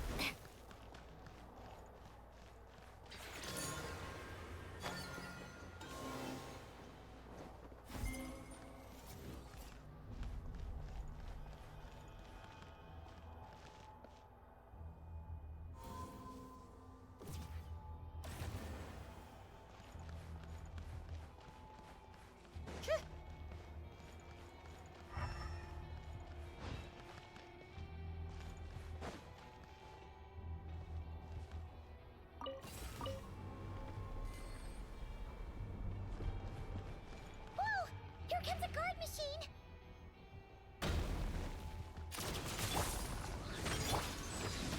Power that ended height! Rise.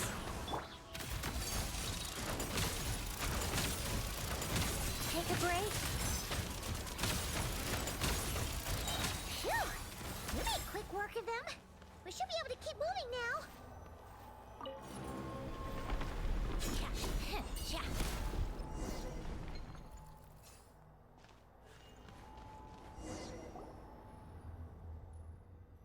Can we turn off the security system with this?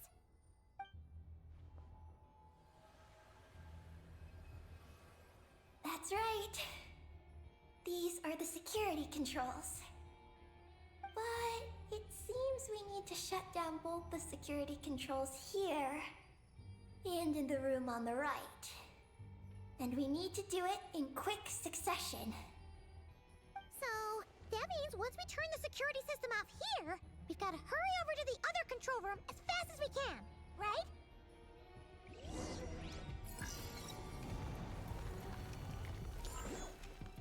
How tiresome. There are patrol machines up ahead. Be careful now. Looks like everything in this room's been buried.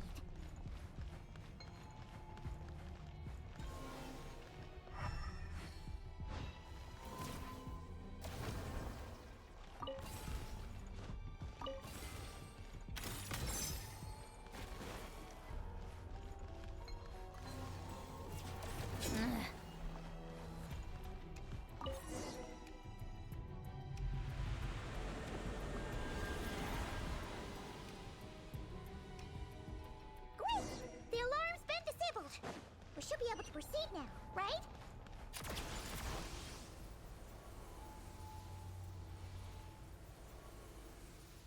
Take a break, pick up the pace.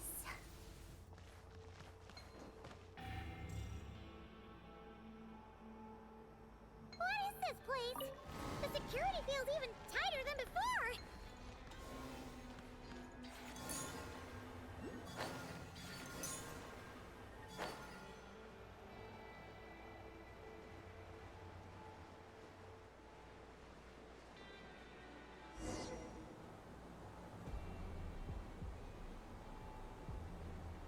Oh no! We've been spotted! Over here.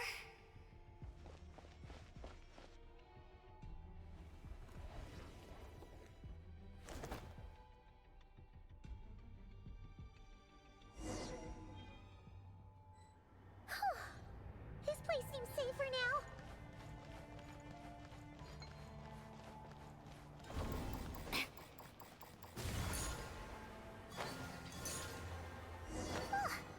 Searchlights again! How are we supposed to get past?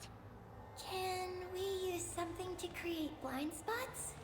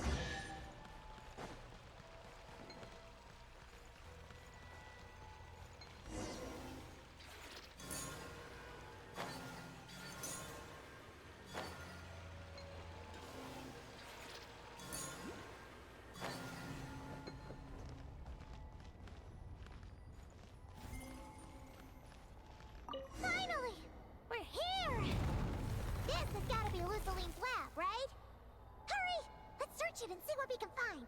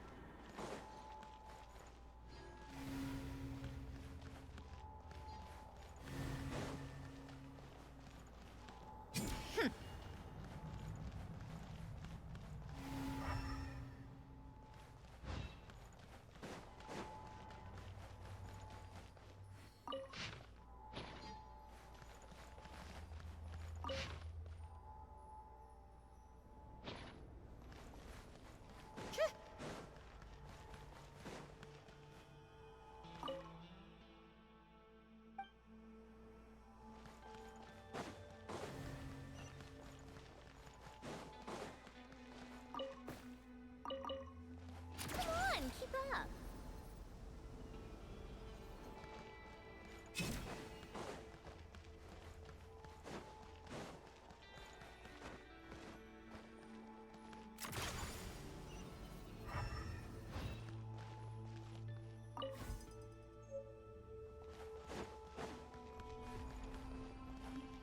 Take a break.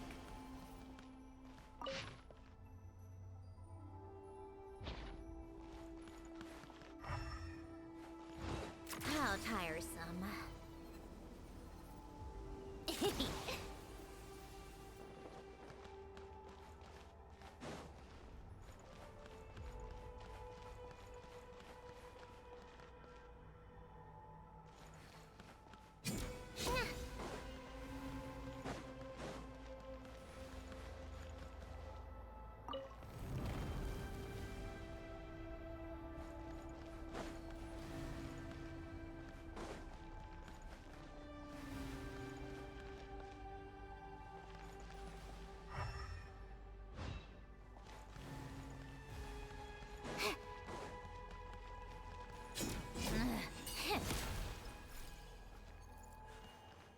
Come on, keep up.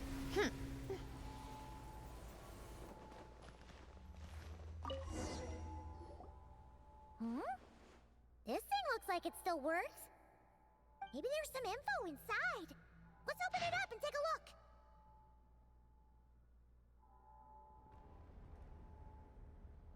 Is this the message that the creature from space sent to the dragons? I see. So, that's how it was. So, Project Moongazer was meant to send this kind of message back out into the universe? If that's all there was to it, couldn't they just have used the Eye of Ibn Bellum? Did Paimon miss something? Hang on, just gonna check again. Huh, what do you know? There really is a footnote at the end. To my daughter, Ninin. Ninin? Wait, so you're Lusalim's daughter, Eggy? Wait, then how'd you end up like this? I don't know. I don't have these memories. Why don't I have them? But what about Columbina? We still haven't found any clues regarding her disappearance. Oh, right. That familiar feeling she mentioned earlier must be the core, right? Come on, let's check it out.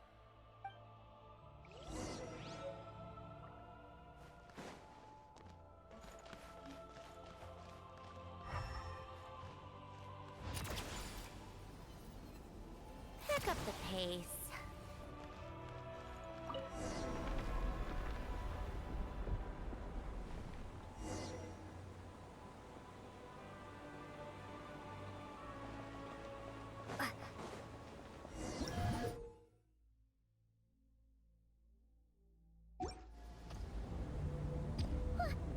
What's going on?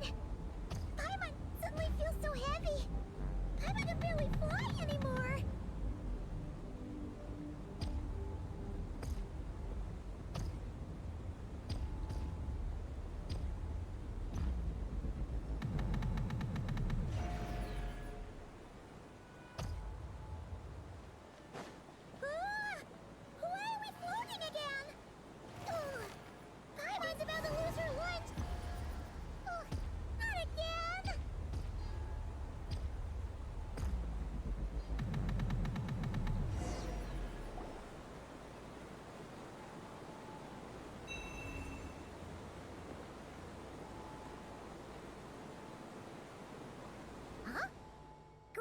seems back to normal.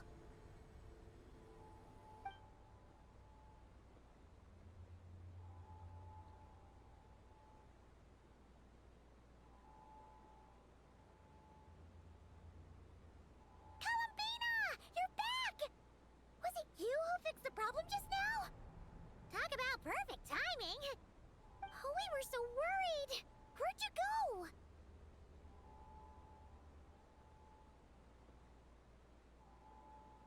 I'm sorry. I didn't expect the depths of the space to actually lead to the moon's core. It contains an extremely high concentration of ancient moon energy. When I suffused this base with Kuvaki, I accidentally came into contact with it and was swept into the moon's core. So, you really went there? Paimon was starting to think this base was haunted. Anyway, Paimon's glad you're okay. We just discovered some new info about Project Moongazer. I already learned the truth at the moon's core. I discovered who you are as well, Ninin. It seems that is where my mission lies. Please, take me there.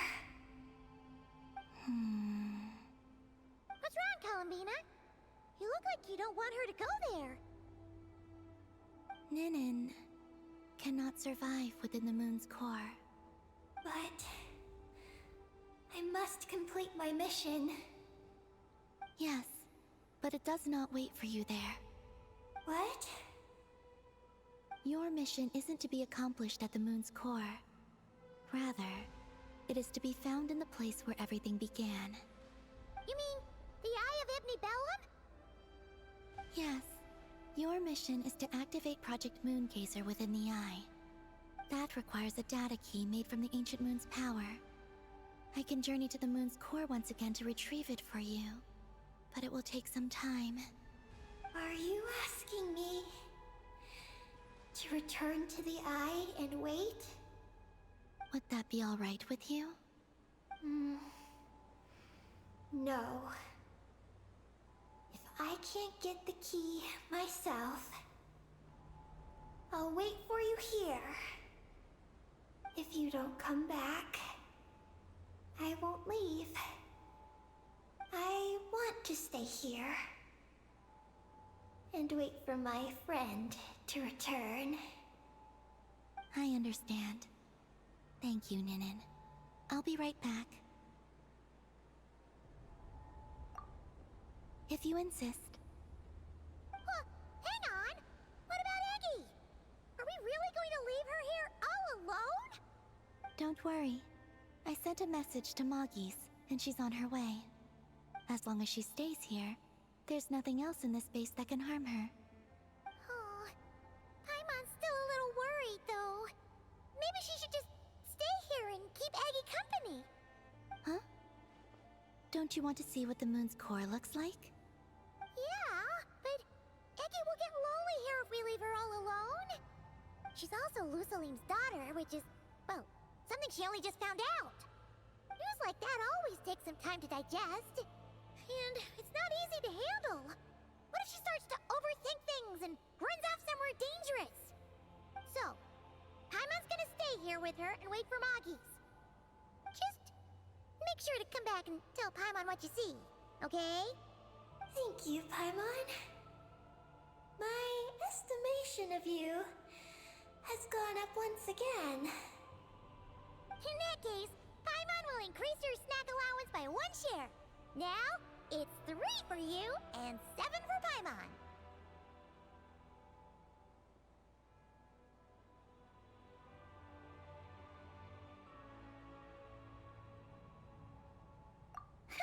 Why so surprised? Paimon did watch Eggy grow up, you know. Alright, go on, go on. The sooner you go, the sooner you'll be back. Don't make us wait too long. All right. Traveler, come with me.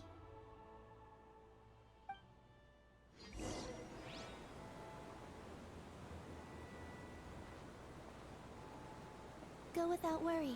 The ground beneath your feet is safe.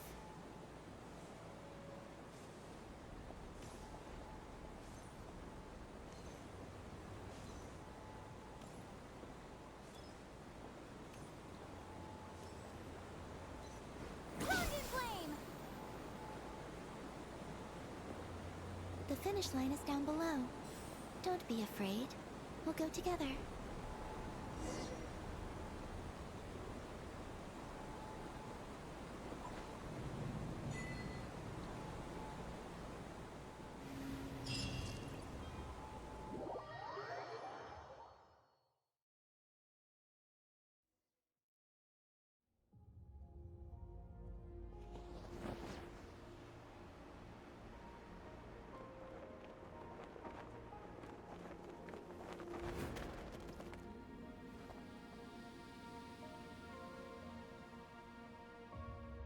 We made it down. No, that's still up ahead. With you coming along, we'll have to enter it the normal way. As for this place, it is the masterpiece of that Dragon Lord of Darkness. He reforged the moon into a terrifying weapon, and this is its launch silo. The lunar core, the source of the moon's power, became artillery fire aimed at Tevat. However, that primordial ruler ultimately met defeat at the hands of the Heavenly Principles. This place is no longer a threat. Let's continue on.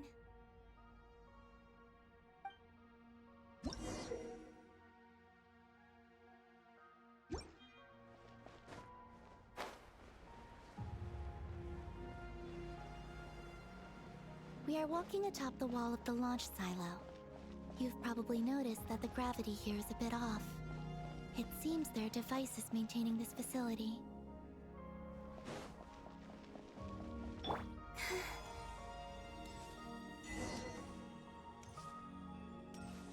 We'll need to choose the right path. Over there.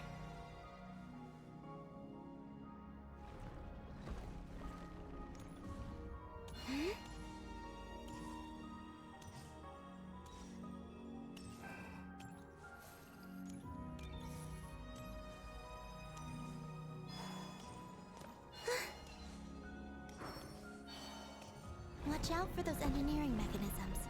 Don't let them slow you down.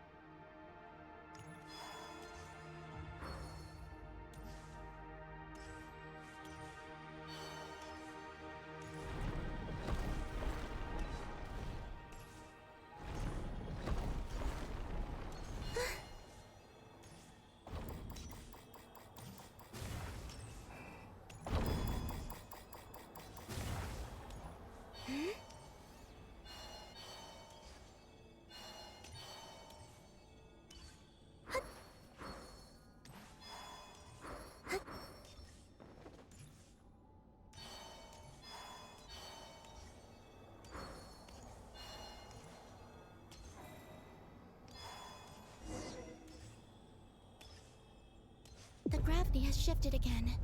Are you all right? We're almost there.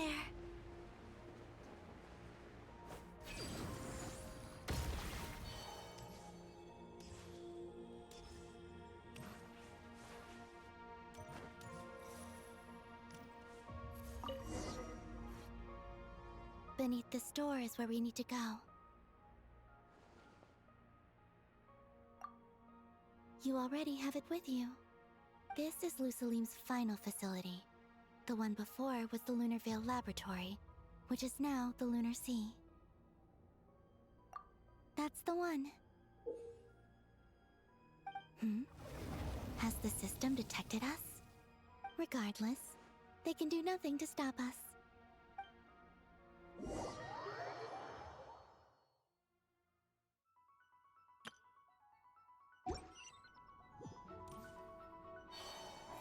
Surge.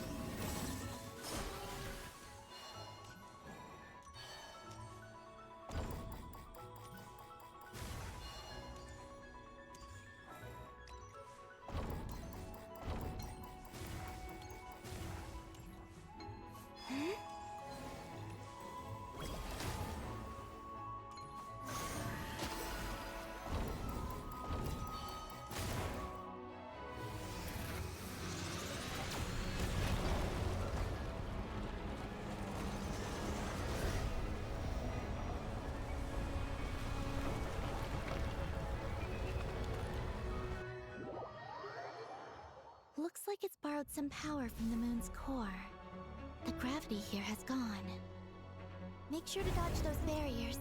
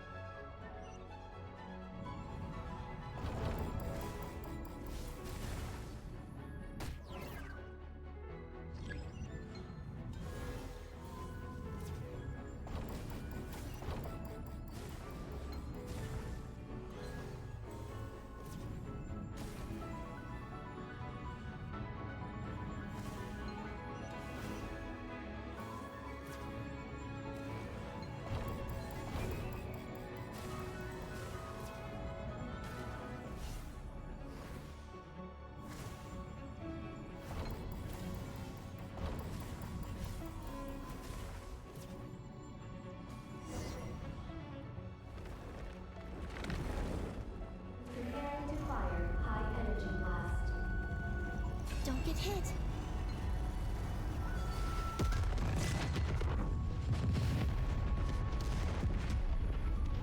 Let's push forward while we have the chance.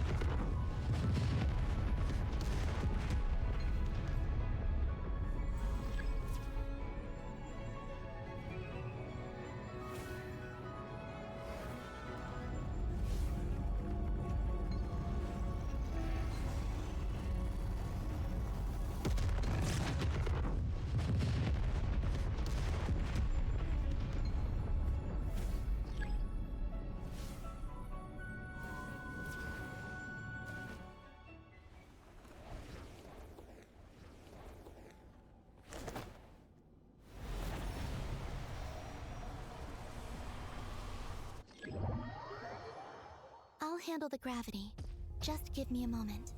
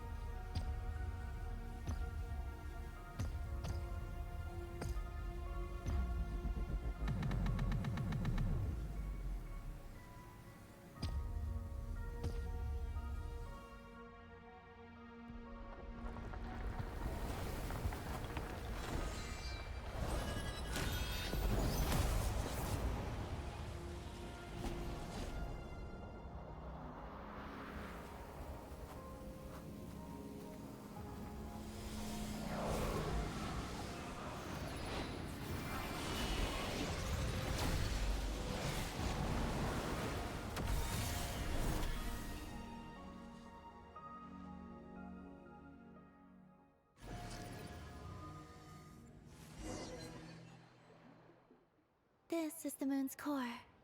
Beautiful, isn't it? The ancient moon energy concentration here is very high, so stay close to me. Let's keep going.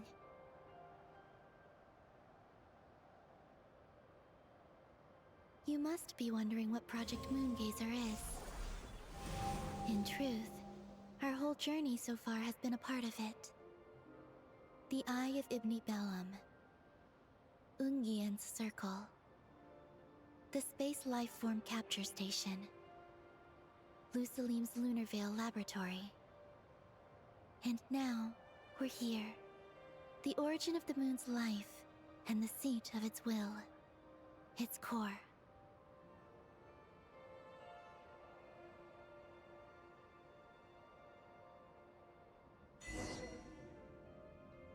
Our journey has reached its end. She is the key to activating Project Moongazer. An imprint left here by the project's final inheritor. She will explain everything. Hey! Hello there!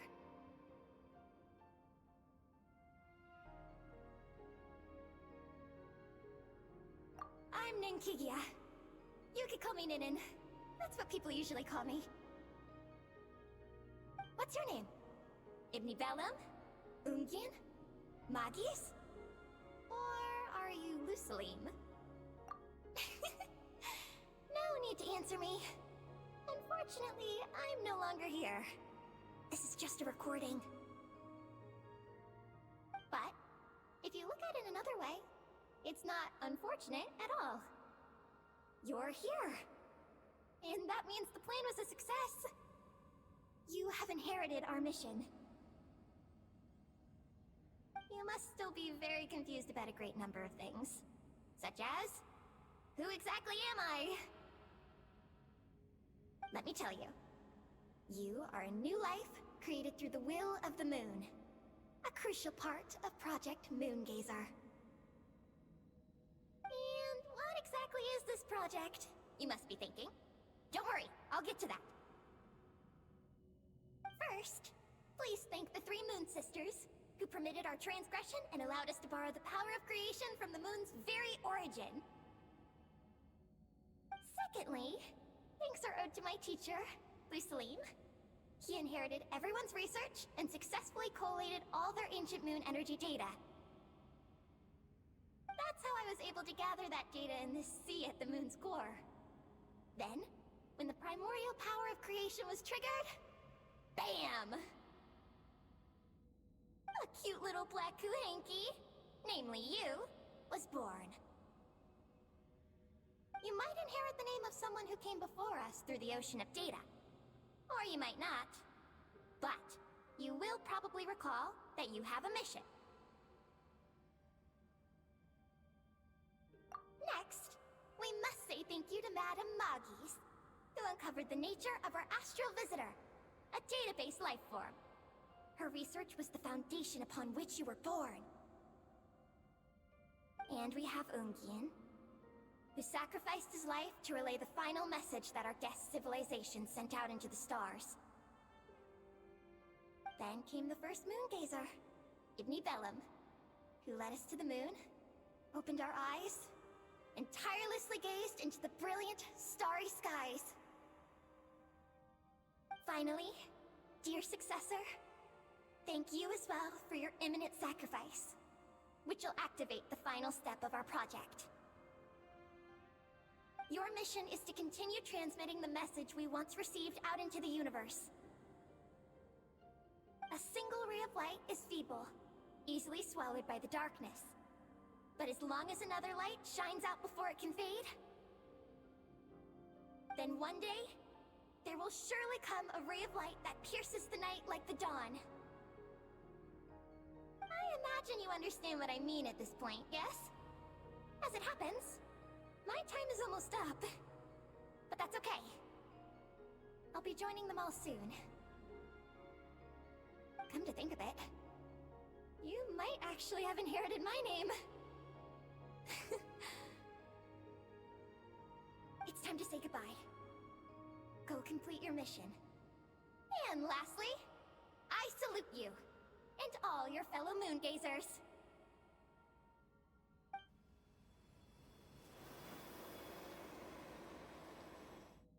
And that's everything. All the researchers who once explored the starry sky have had their data merged into this ocean. By the will of the moon, they will be reborn at some point in the future in forms akin to eggies. They will instinctively consume each other to acquire more data until the mission becomes clear in their minds. Then, they will walk the path we have walked once more, come here, and learn everything. They will use themselves as keys to open the Moongazer module in the Eye of Ibn Bellum, and resend the message out into the universe. Yes, and this cycle may have already happened more than once. That said, calling out into unknown space is not necessarily safe. The dragon researchers must have also realized this, which is why they began work on the Lunar Veil. And in Ninen's era, the world already teetered on the brink of destruction due to the conflict between two supreme beings. But peace has been restored in Teyvat, at least for now. If the signal sent out this time ends up drawing the attention of the darkness that dwells amidst the stars to this place... As promised, I will hand the key and the message over to Ninen. But do you think we should stop her from completing her mission? Or should we support her? I understand. Then let us return to the first Moongazer's tower. Don't worry, Moggies will pick them up. It'll be a fairly long journey. We'll have plenty of time to give this some more thought. Let's go. It's time to leave.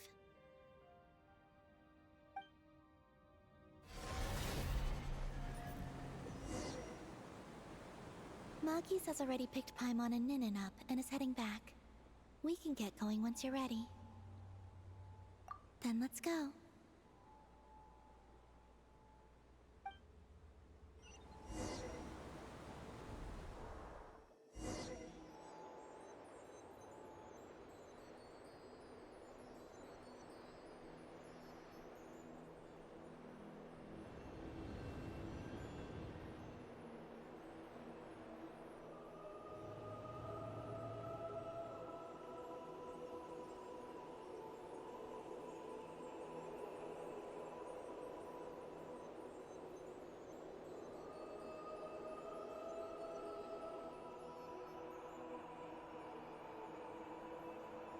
I can sense you're troubled.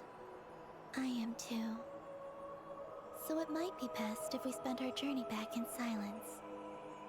Gaze upon the moon, at Teyvat, then look up at the starry sky. You will find the answer, I'm sure.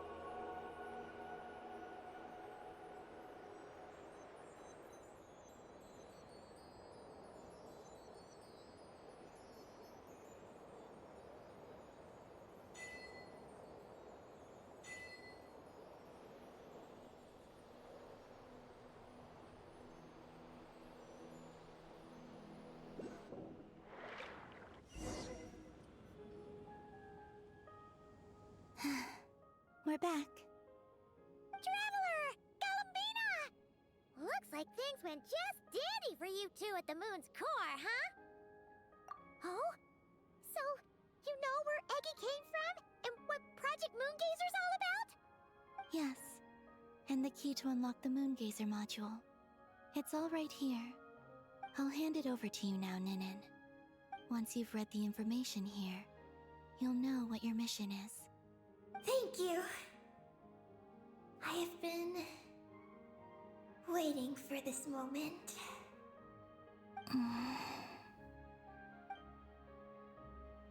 Columbina, Traveler, why do you two look so serious? What kind of risks? You'll find out by the time you're done reading. Oh,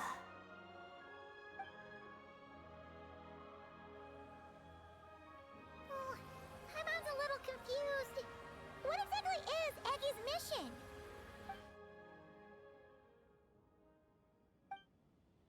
Sending a message into the starry sky?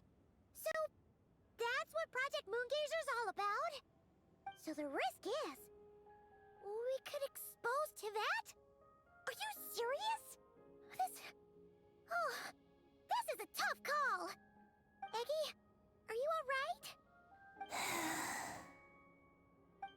Hey, don't be sad. We can still talk this over, right? Remember those snacks? We can split them 50-50, no problem. No. I'm not sad. But you're crying.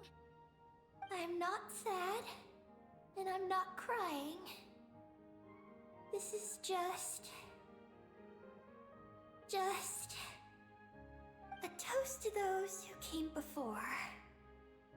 Columbina, Traveler, Paimon. Thank you.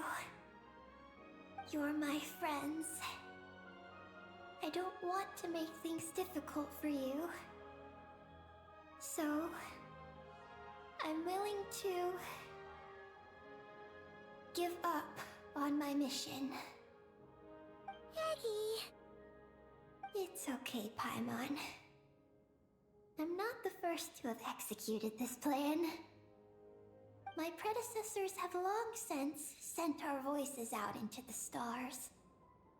Those voices, so filled with courage, must have traveled to the farthest reaches of the starry skies by now. As long as those voices endure, silence cannot reign across the universe. And that is enough. Traveler, have you made up your mind?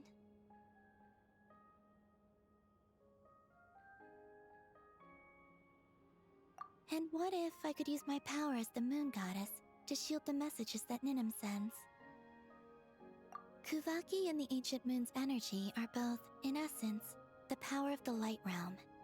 As such, I can infuse my power into the transmitted messages.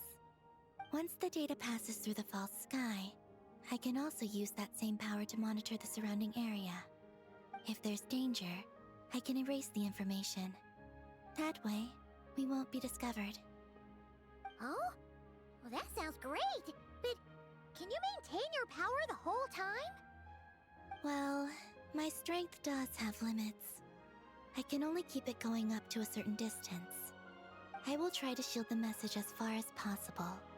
At that point, its source will not be so easily traced. But will this hurt you?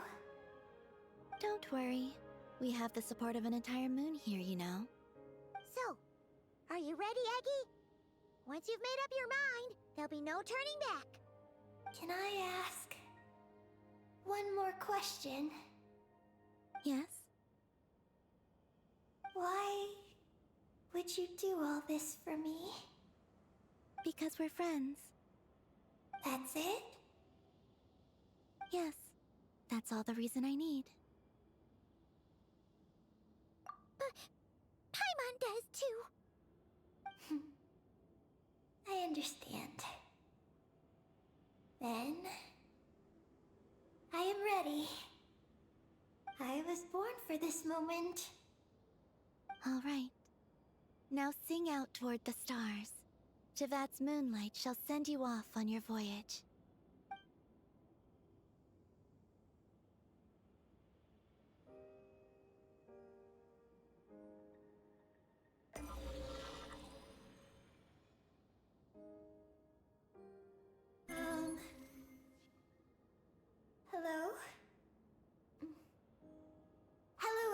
everyone. I am so glad to be able to send this message out into the mysterious vastness of space. I don't know if it will reach you, but if nothing else, let it at least dispel some of the silence that fills this cold universe. If you are out there and you hear this, then there must surely be some kind of special gravity that, like the moon, has captured us both. So, I'd like you and your civilization to know that you're not alone beneath this boundless starry sky. Our era is drawing to a close, but our courage, faith, and intellect will echo across the sea of stars via this tiny message. It is insignificant, but it is our light. I hope it emboldens you. You do not face the unknown in the darkness alone. Please, keep sending your voices out into the stars, and let them become your light too. A single ray of light is feeble, easily swallowed by the darkness. But as long as another light shines out before it can fade, then one day, there will surely come a ray of light that pierces the night like the dawn. Last but not least, we are moon gazers in an unremarkable corner of the universe. Our names are Ibni Bellum,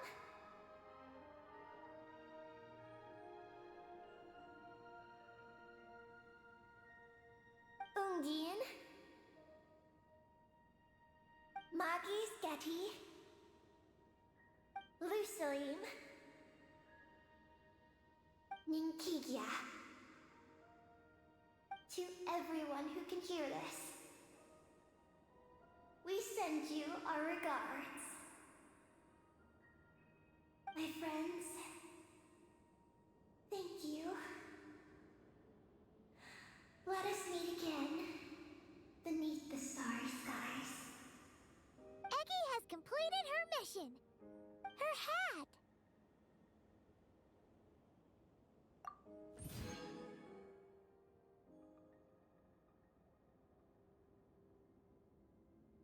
I'm fine. But I need to stay focused for what comes next, since I'll be pushing my strength to its limits. Then let's hurry and find a quiet place. Oh, goodbye, Eggy. Paimon will always remember you.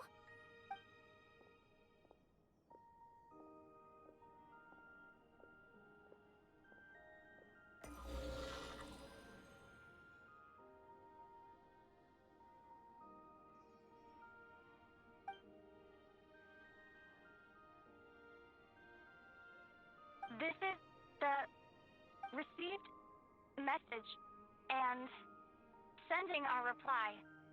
Unable to accurately pinpoint your coordinates.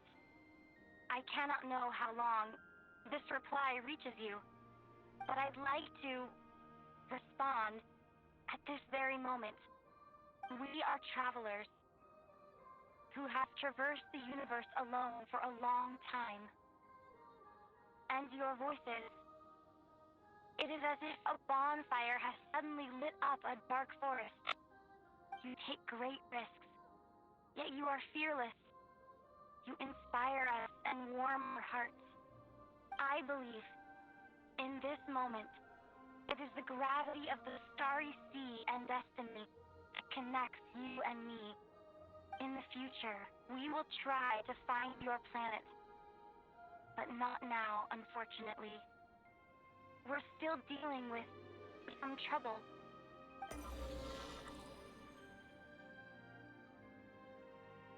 Lumine, how are we doing? Almost ready, Ether.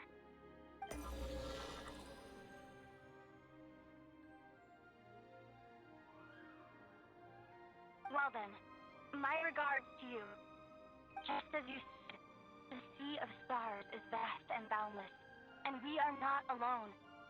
Let us meet again beneath the starry skies.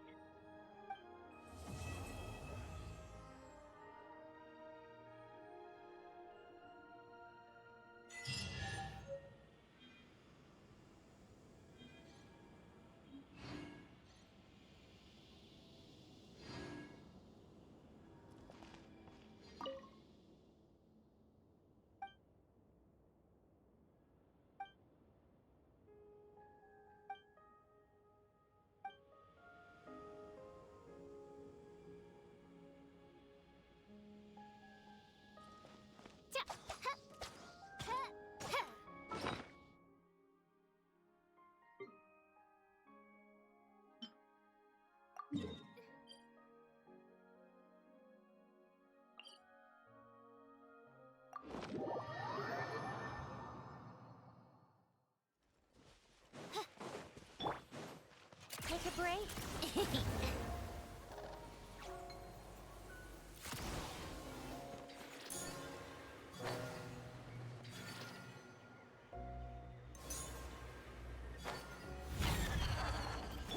Shadow Raven! Wheel of Life, sacred name, fortune preserver. Eyes on me!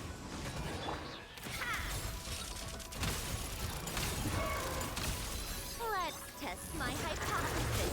How tiresome. Yeah.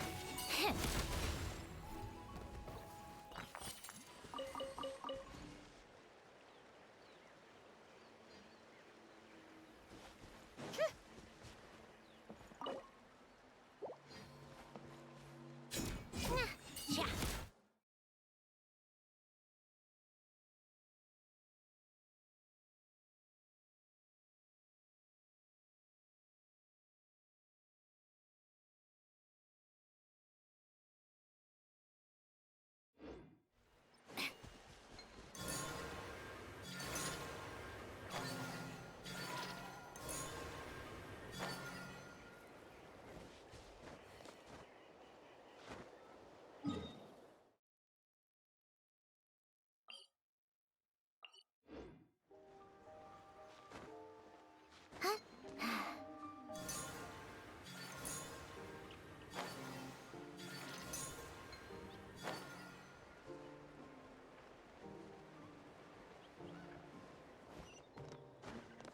Take a break. Pick up the pace. Come on, keep up. Yeah.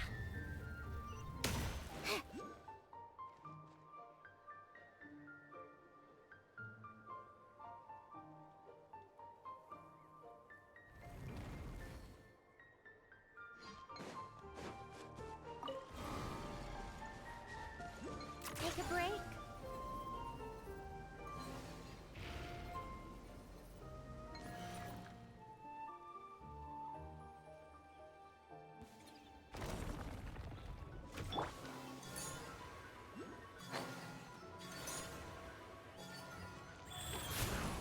Odds revealed! Power that ended hot! Come on, keep up.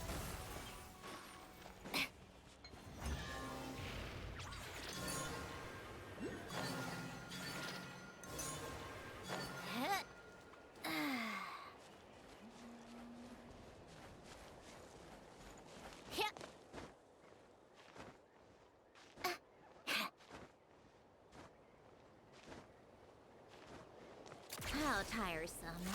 Pick up the pace. Come on, keep up.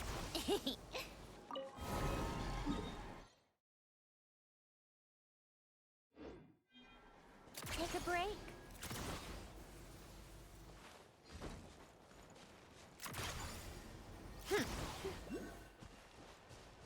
Come on, keep up.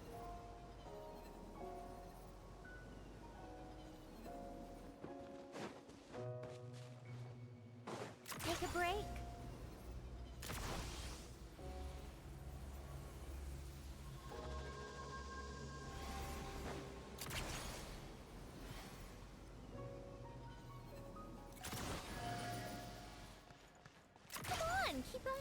Take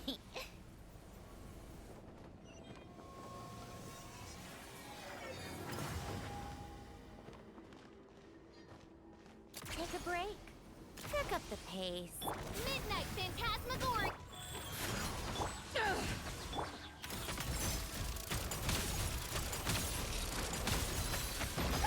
What a joke!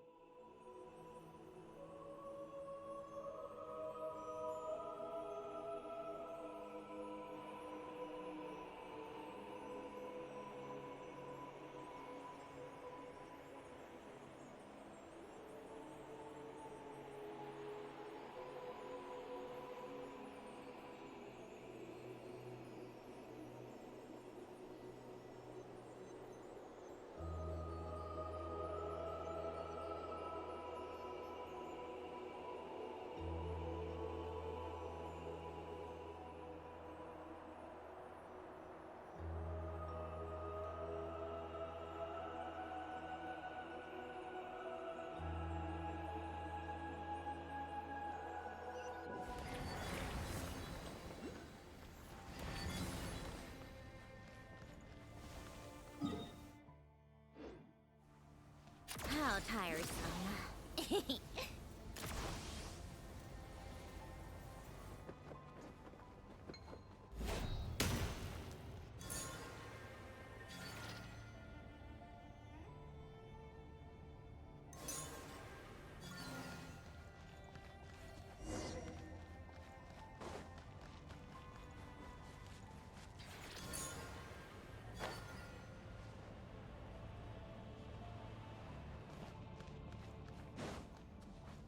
Come on, keep up.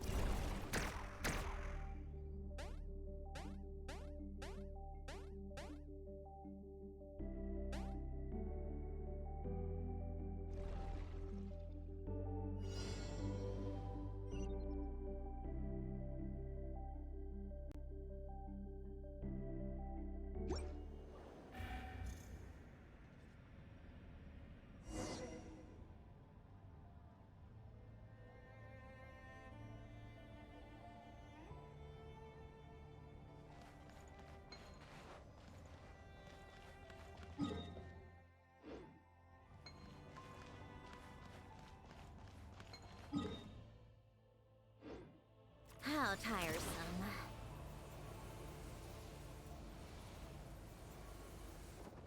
Come on, keep up.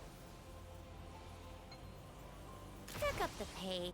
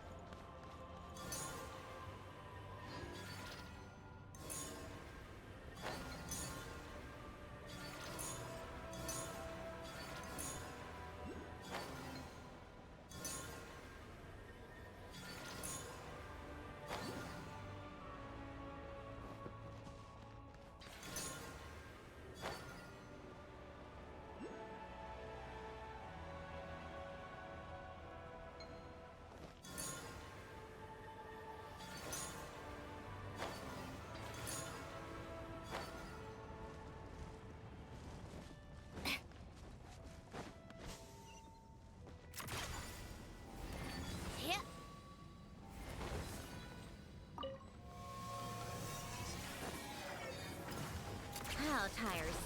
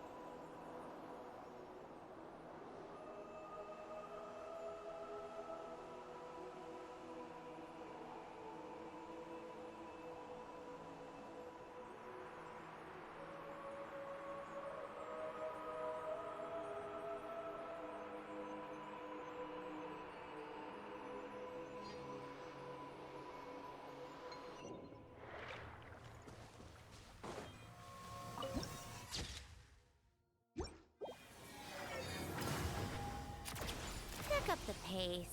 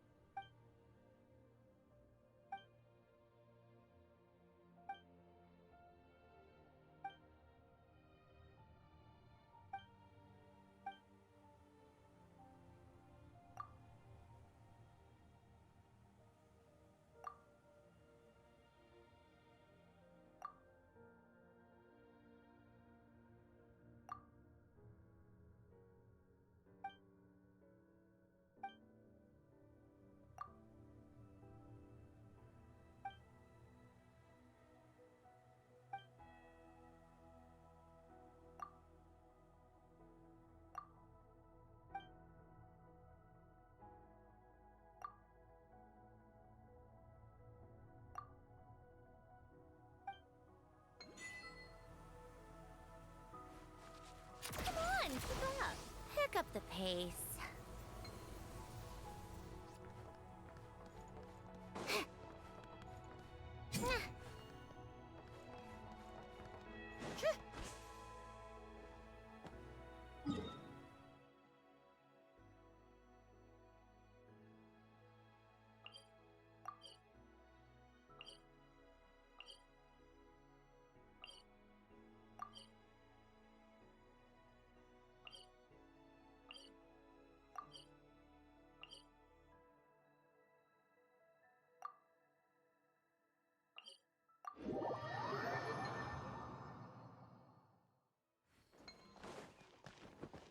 Take a break.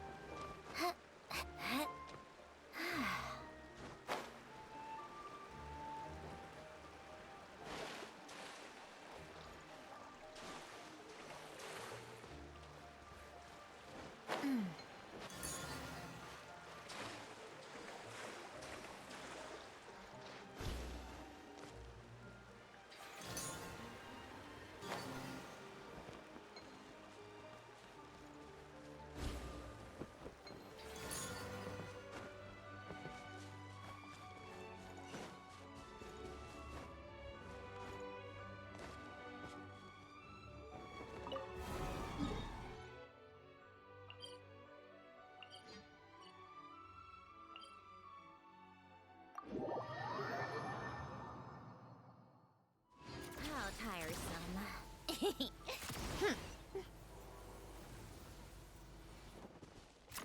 Pick up the pace.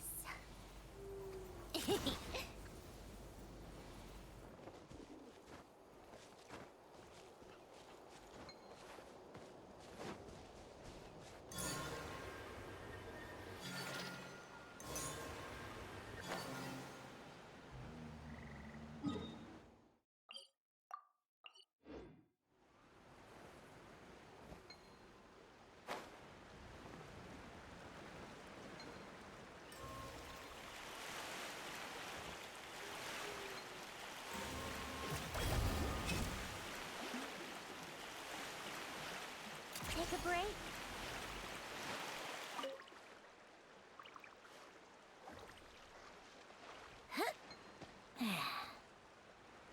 How tiresome.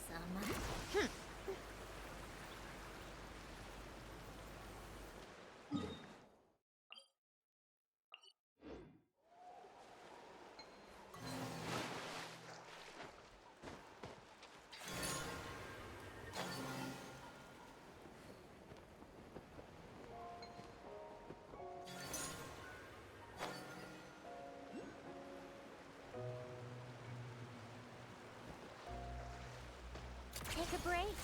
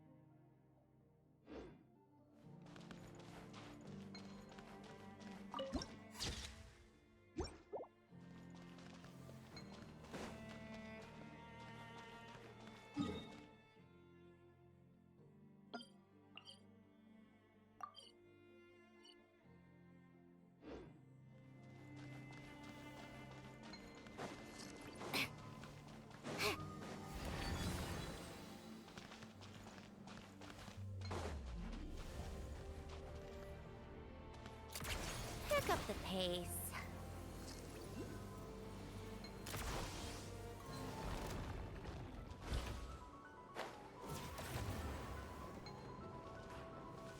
Go.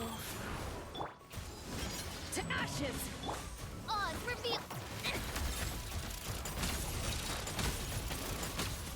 Take a break.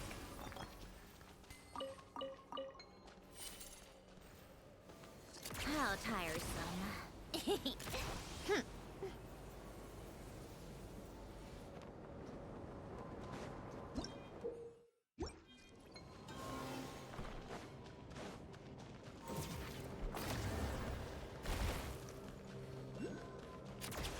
Pick up the pace.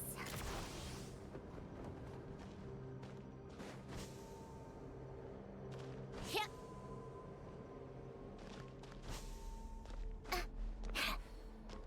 Take a break.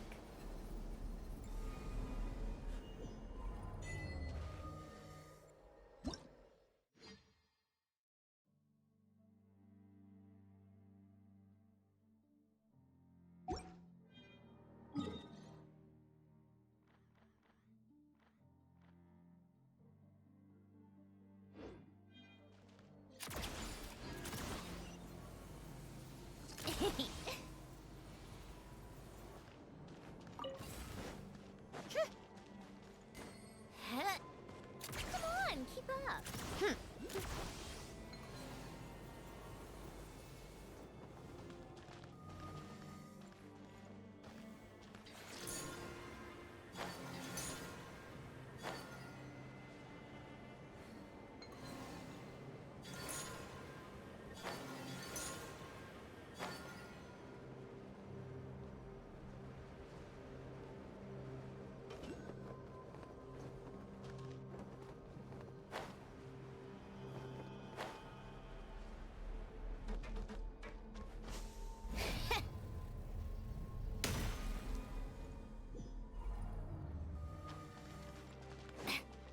How tiresome.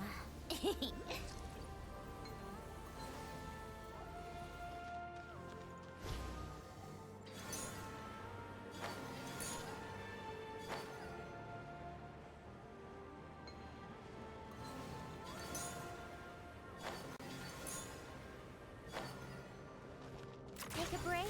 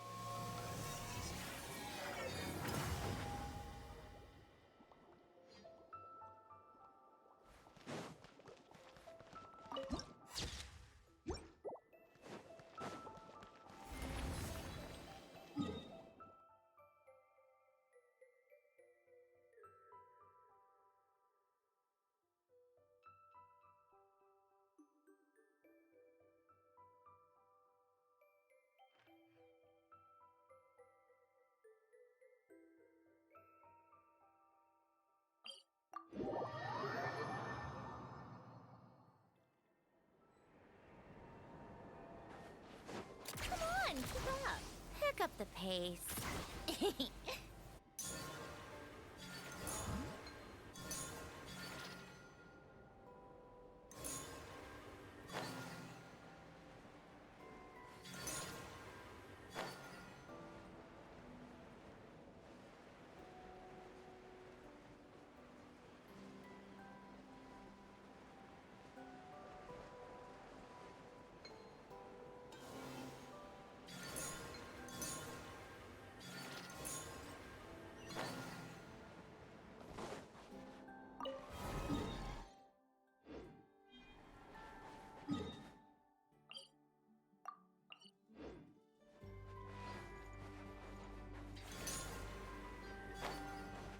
How tiresome.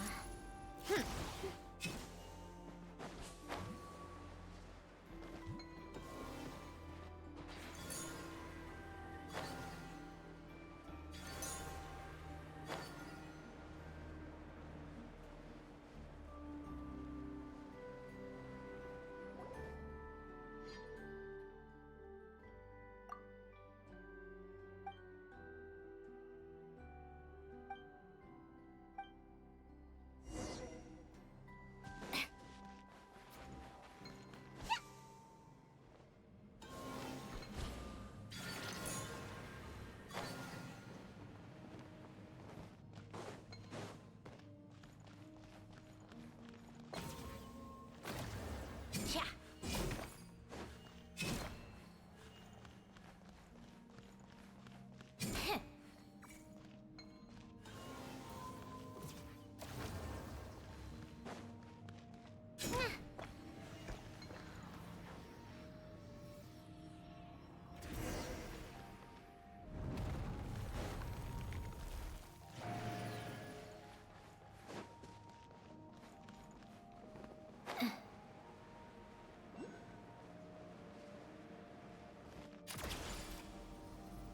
Pick up the pace.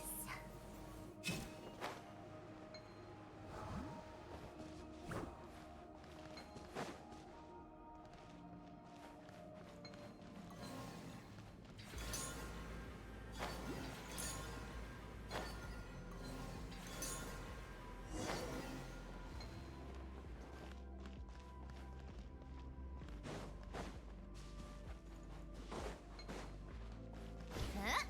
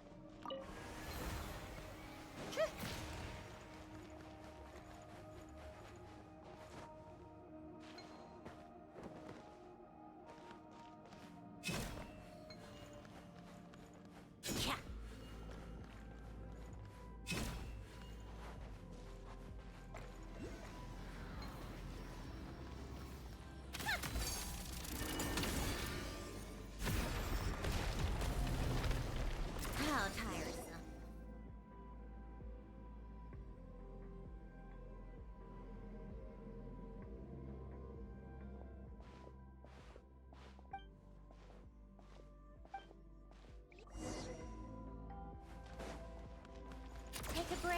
Hm.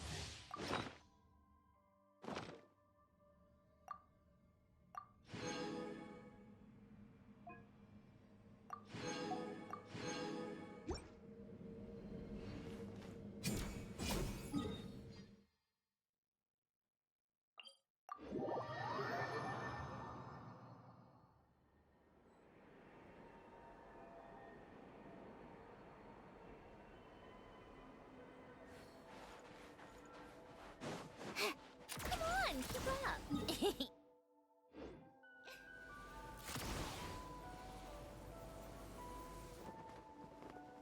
How tiresome. Hm.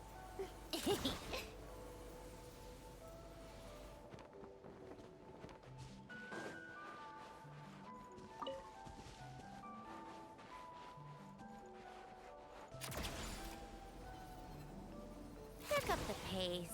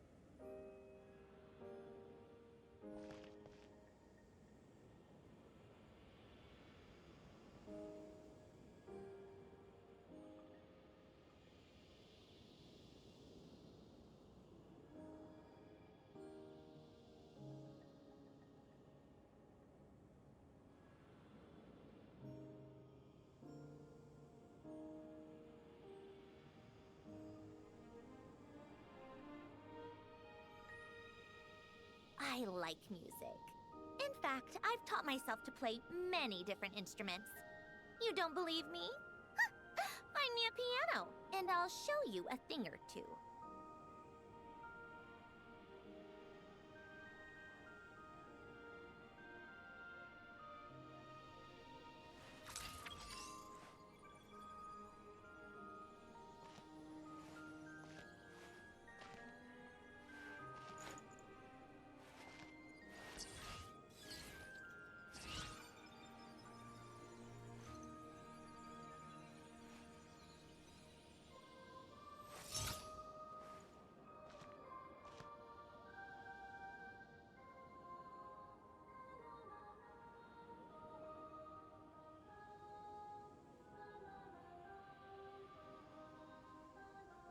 It's about time we threw another tea party, don't you think? I wonder who else